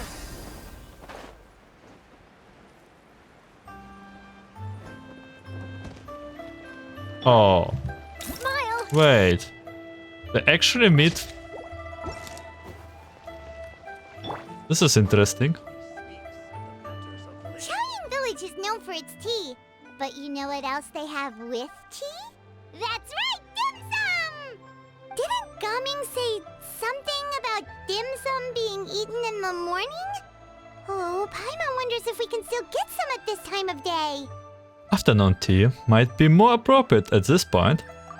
Oh, well that's fine too. Paimon doesn't care what kind of tea it is as long as it comes with some tasty snacks. Now let's see what kind of yummy things we can find around here. I am hungry. Stop talking about it. Paimon's not seeing things, is she? Is that Farina standing between Zhongli and Hu Tao? Judging based on that hat, I would say so. Wonder what they're talking about. Zhongli knows a lot of stuff. Maybe he's telling Farina about Chaoying Village. Oh, or maybe Hu Tao is trying to rope Farina into being one of her clients. Wanna make a bet? Hey, this isn't the Fortress of Meropide. But Paimon could be convinced for the right price. Let's say loser buys the winner 3 huge bowls of seafood kanji. Kanji. Since Zhongli is there, Paimon bets things are pretty tame. It's decided then. Paimon votes for tour guide Zhongli. Then I vote for Hustle Hu Tao. Alright, no time to waste. Let's go see who's right. Tour guide or Hustle Hu Tao? I don't really know what Hustle means.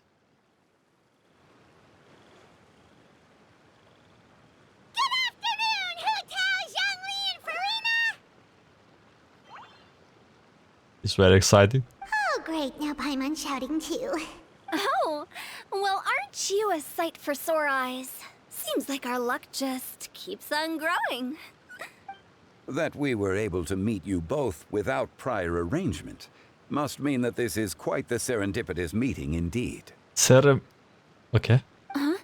Oh, so both of you are acquainted with the Traveler and Paimon then? Who not? I have keenly filled the passage of time since your last meeting. So many comes all in one place. I'm pretty sure you didn't learn that one from me. I must admit, I'm a bit surprised to see you here, Traveler. But seeing as you're a hero who's been all over Taywat, it makes sense that you would be well-traveled and well-connected. Since we have found ourselves in each other's company within this fertile land, allow me to take this opportunity to wish you a happy Lantern Rite. I love how Farina speaks. Happy Lantern Rite, Farina. It appears you have been to Fontaine then. Given your proclivity to spread good deeds wherever you go, it's no surprise that you would make the acquaintance of a celebrity as illustrious and celebrated as Miss Farina. Do Zhongli know? Okay, Zhongli knows that she was and whatever Archon. I don't really. I don't know how much he knows, but Farina knows who Zhongli is. That's quite high praise. What I mean to say is, you flatter me, Mr. Zhongli. Although I've built up a certain following within Fontaine, it is no reflection of strength or wisdom. I stand before you right now as nothing more than an ordinary traveler in search of beautiful scenery and creative inspiration. There is definitely more to Mr. Zhongli than meets the eye. I could tell as much from our conversation earlier. Uh-oh. Given his breadth of knowledge on both academic and worldly matters, there's no way he hasn't heard about what happened in Fontaine. Is he just feigning ignorance for my benefit? No. You're no common tourist. I simply won't have you talk about yourself that way. Huh? Does that mean Hu Tao also knows? You may not have heard, friends, but... Miss Hu Tao. Yeah? Miss Farina is now one of my esteemed clients. Oh my god. Wait. Like, there were a couple of presumably dead people in Fontaine. You know, Huda, you cannot make business out of oceanates. I hope so, no? Yep. Yep. Did you hear that, Paimon? She's Hu Tao's esteemed client. Okay, you win. Oh, yeah, we won. Guess No Paimon tour will guide. have to break into the hidden stash at the bottom of her shoe. Huh? What's this about winning something? Don't tell me. You two were placing bets on us. It was Paimon's idea.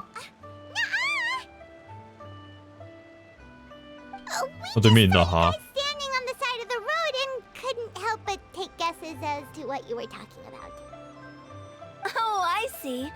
That means you, my friend, must have guessed that I was trying to promote my business to Miss Farina. Oh, well, you know me. That I do, my friend. What was Paimon's guess then? Paimon thought Zhongli was showing the newbie around. By newbie, you mean me, right? If that's the case, then Paimon's guess was also correct. Moment. Oh, that's right. Mr. Zhongli was telling me about some great sightseeing spots in the area. You see? Paimon was right too.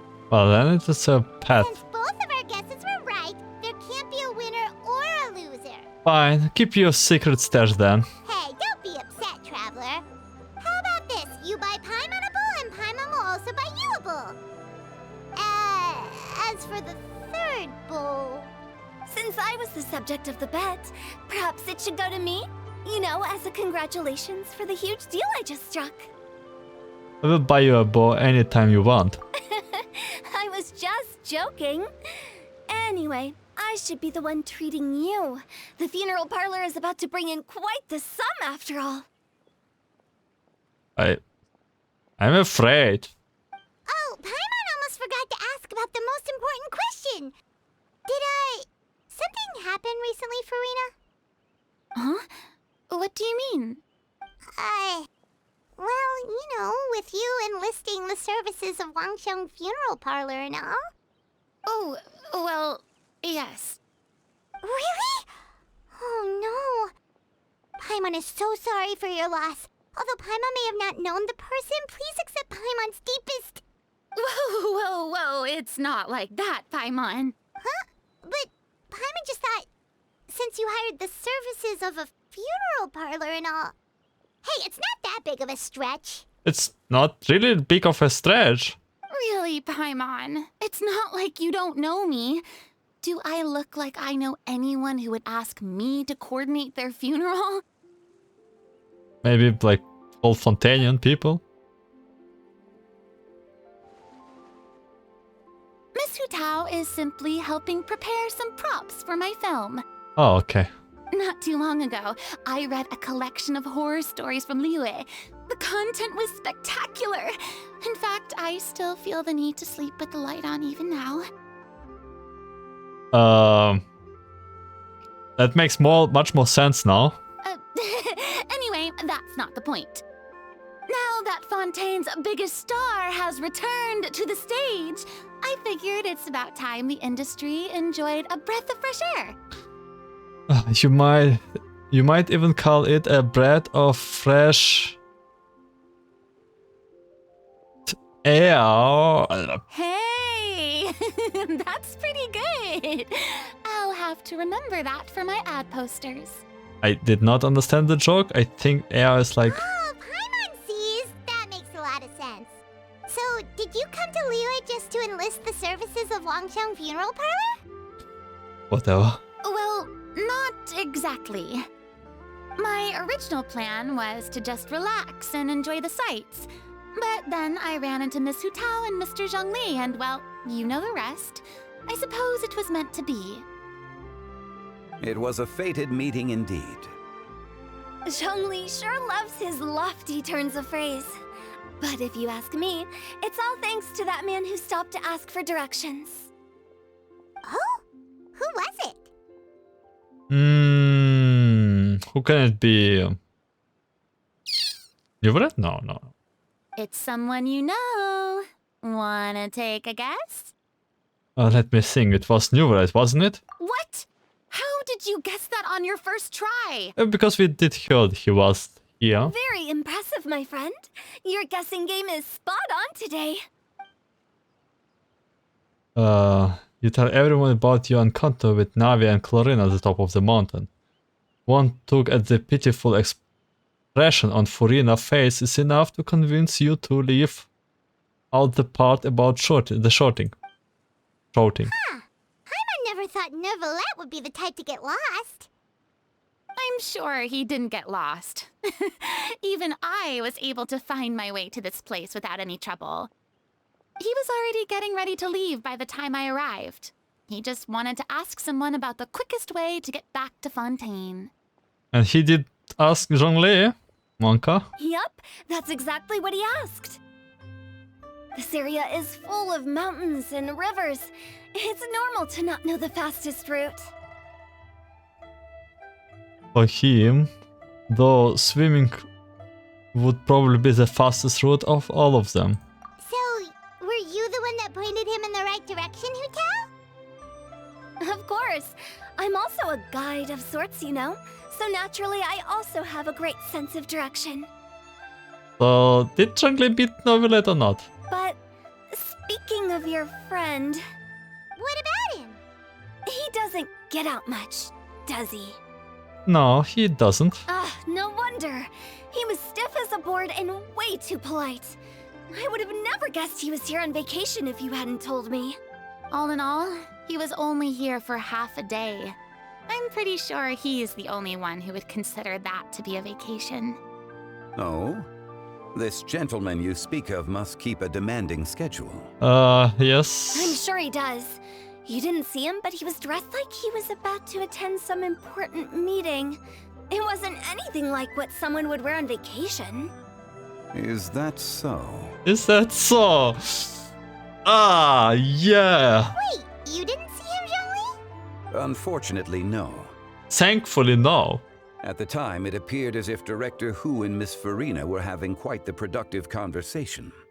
I know matters of business can take much discussion, so I decided to fetch some tea for them. What a shame. That gentleman seemed like a sophisticated sort of guy. I actually think you two would have hit it off. Oh my god, yes, probably. Is that so? Is that so, man? He knows. He knows. Judging by Zhongli's acting and taking into consideration Neuvillette's true identity, could Zhongli have been avoiding him on purpose? I don't know. Very likely, to be honest. I see. It is what it is. It's truly a pity. To borrow Miss Furina's turn of phrase, perhaps it just wasn't meant to be. Well, with the traveler around, I'm sure you'll have a chance to get to know each other at some point. That's right. He's got more friends than he knows what to do with. I have a certain charm about me. I'm good with people. Well, that's certainly true. Oh, that reminds me. If you get the chance, you should try and talk to Neuvillette into loosening up a bit. Just tell him the Palais Mermonia isn't going to fall apart if he disappears for a few days. He shouldn't keep himself cooped up all the time. Even clams open their shells to let in fresh water every once in a while, right? If he's really that much of a stickler for protocol, he can fill out a leave of absence request. He'd have to approve it himself since he handles that sort of thing now, but you know what I mean. That does make sense. Seems like this gentleman is also in charge of something pretty important.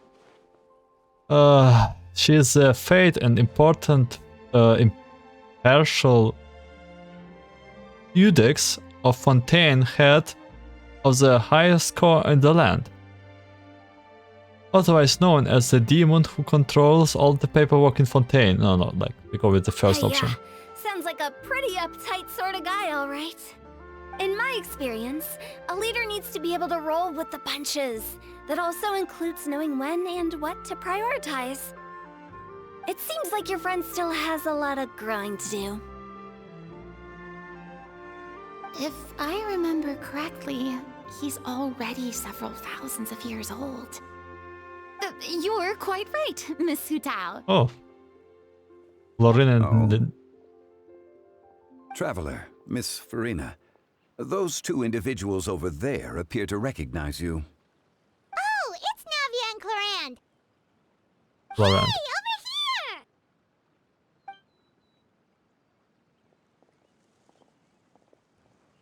We saw you all chatting over here, and we're wondering if we could join in. Please, excuse the interruption. Oh, so polite. No apologies necessary. Any friend of the Traveler and Miss Farina is a friend of mine. Ah, straight to the point. I like it.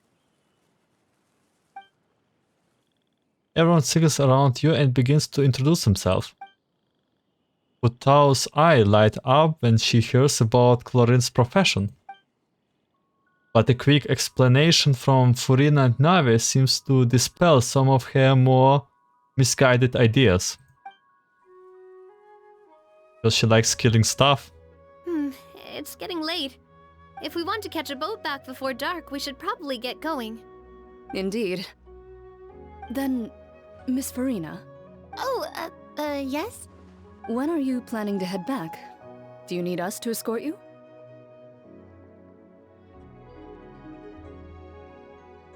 Yeah, they're really on friendly terms. Oh, I don't think that will be necessary. I mean, you're not my subordinate anymore. You don't need to look after me. I didn't mean it that way. It's normal for friends to travel home together if they run into each other on the road.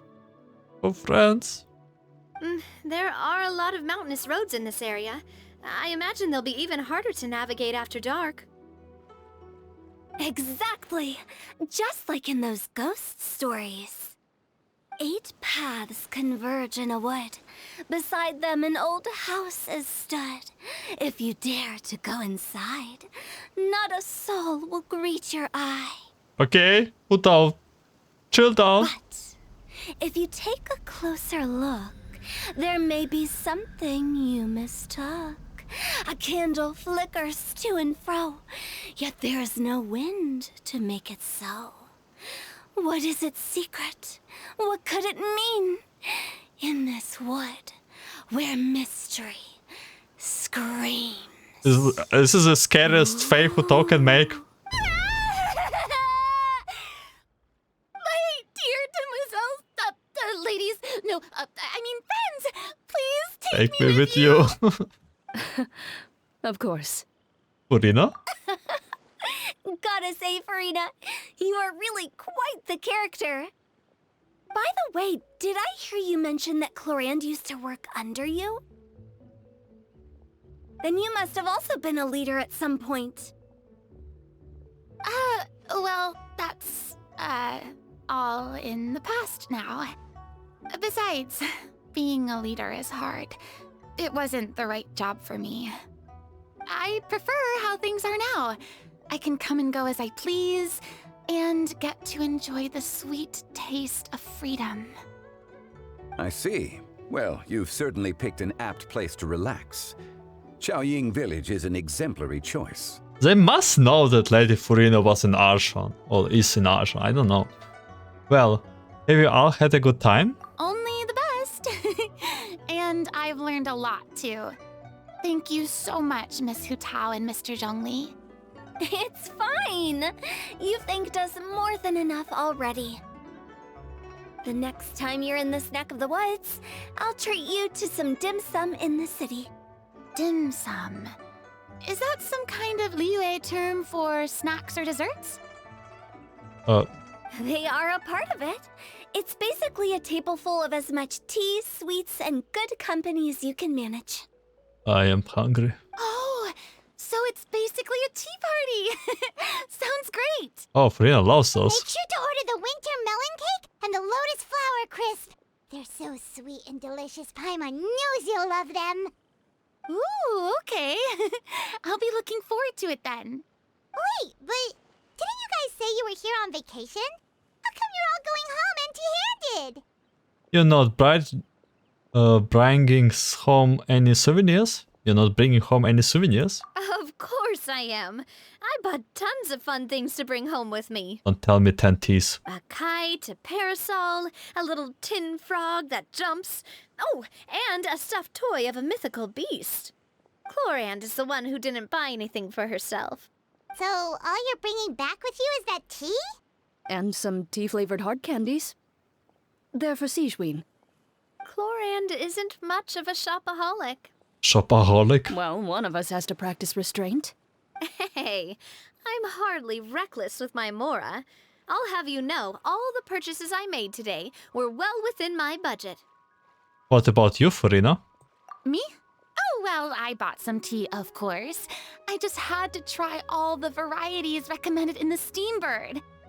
Other than that, just some bits and bobs, you know. A little bit of this, little bit of that.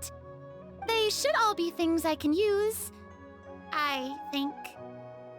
So you fell for a few marketing traps then? Now Paimon's even more confused. If you bought that much stuff, where did it all go? Into one of Linny's magic packets? Huh? Oh, actually... Monsieur Neuvillette took them with him. Oh, so that's what happened. Wait, what? Why did he take them?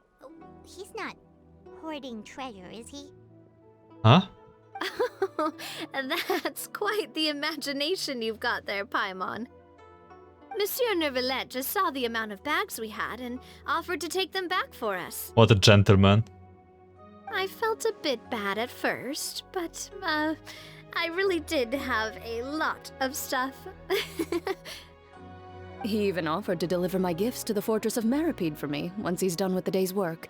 Wow. Neuvillette is a man of his word. If he says he can do something, then he means it. See, even Chlorand was happy to take him up on his offer. If even his trusty subordinate agreed, then who was I to refuse? Wow, he seems like a real gentleman. Maybe he's not as uptight as I thought.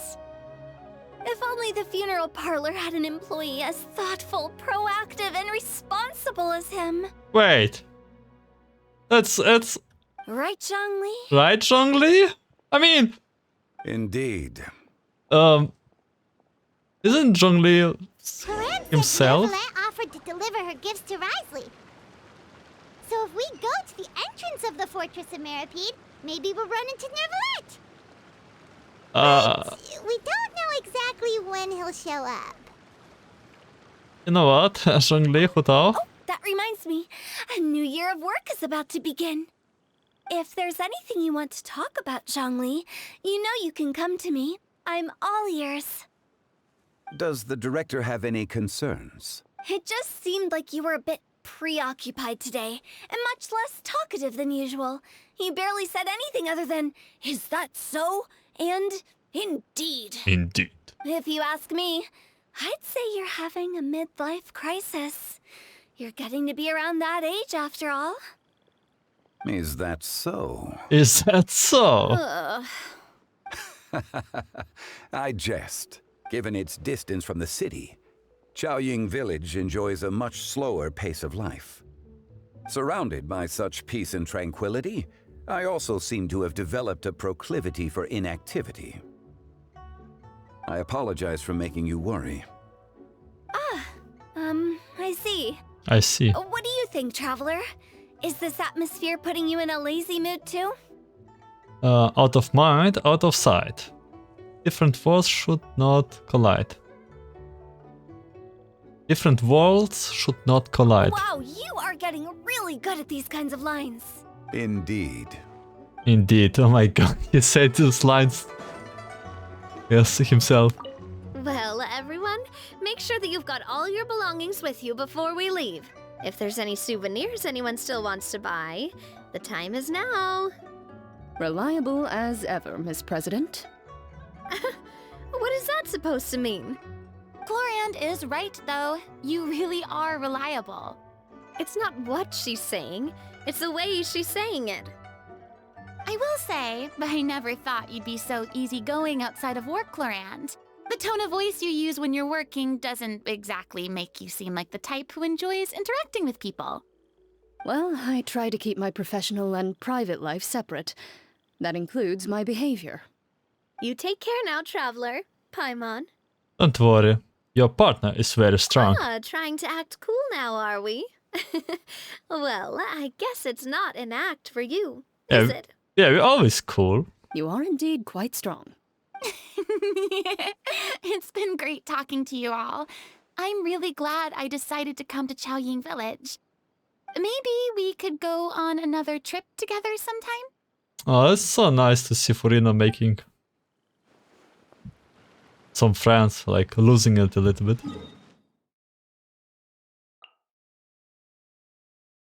Okay, opera... whatever. Lips? He is. Yeah! Skyward!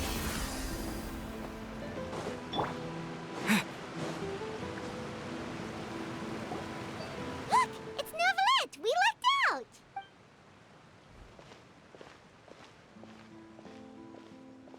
I am... Oh, it's you. It has been some time since our last meeting.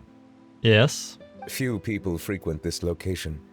Since I was able to conclude my work early for the day, I thought I might take a walk and avail myself of this area's peace and quiet. You call this early? Do you always work this late, Novelette? Strictly speaking, that depends on the agenda for the day. I am hardly bereft of time, however, so working late is of little consequence to me. Really? If you have so much time on your hands, then why did you only go to Chaoying Village for half a day? Was it because of Zhongli? First, I should clarify that I was referring to my lifespan, rather than the time at my disposal on any given day. Oh, okay. Second, I was unaware you possessed knowledge of my trip to Chaoying Village. Well, we accidentally were there. You give Novelette a quick summary of everything what happened. Thank you for informing me. Oh, did you deliver the gifts? Yes, they have been safely delivered. I have to hand it to Chlorand. Just a simple gift delivery, and she has the great and mighty Udex at her beck and call. I was just passing through. It was merely an act of convenience. All right. Then I hereby confirm receipt of the goods on behalf of the staff of the Fortress of Meripede. A verbal receipt of confirmation? Is such a formality really necessary for a small matter such as this? Guess not. This quantity of tea, though, seems a little excessive for a gift, don't you think? Before you know it, they'll start accusing me of taking bribes. Wait, Chlorand also did fall for the marketing scheme and bought 10? About that. Much of that is my own excess, I'm afraid. Huh? Oh? Why? What happened?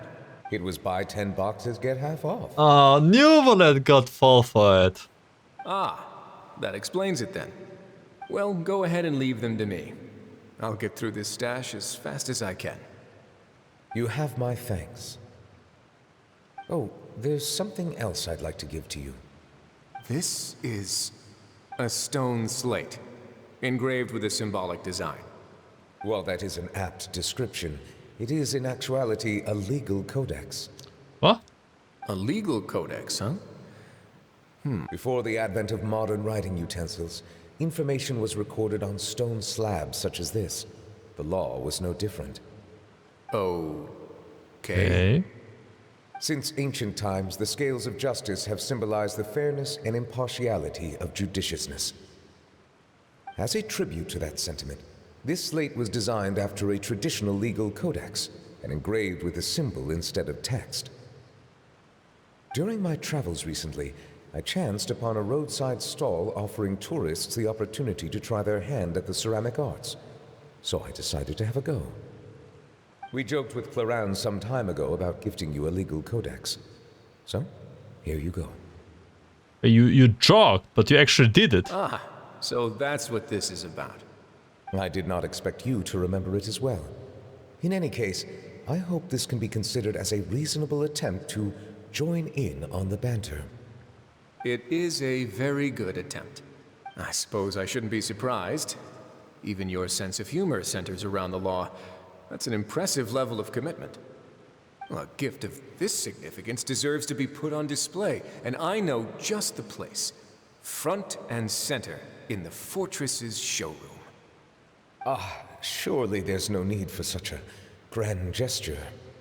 Just kidding. I don't have anything like a showroom. But we do have a storage room. We can put it next to all the mechanical parts Sijuin has collected.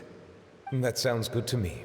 So that's what you were doing in Chaoying Village. Indeed. Of course, while I was there, I also took the opportunity to taste the local spring water. Yeah, that's what I thought at the first. The aftertaste is much purer than what I have delivered to me in Fontaine. It stands to reason that the long-distance transport has a tendency to imbue the water with extraneous emotion. I'm happy to hear this because there's like some open world quest there that does seem the opposite. If you want to experience the true flavor, you simply have to go to the source. Perhaps I should organize some time off to do the same elsewhere. As I said in Liyue, a balance between work and play is sure to keep your troubles at bay. Then we are of the same mind. It appears my desire is justified. If you say so, but you know you don't have to justify a vacation, right? You can just take one. After all, you're hardly bereft of time. You can do whatever you want. You're quite right. I suppose I suffer not from a lack of opportunity, but rather a lack of inspiration. However, after reading a few articles about Liyue's holiday traditions, the idea popped into my head and made itself quite at home. Seeing as I was free of responsibilities for the morning, I decided to depart at once. And how was it? Refreshing. My spontaneous outing seemed to inspire quite a few other spontaneous decisions as well. Take, for example, my foray into ceramics. At first, soil from the ground is granular and unforgiving, but add the right amount of water, and it becomes soft, moldable, and able to take shape. In the past, I never thought about how quotidian vessels were crafted, but now I have participated in their very making. This is also something I made today. Oh.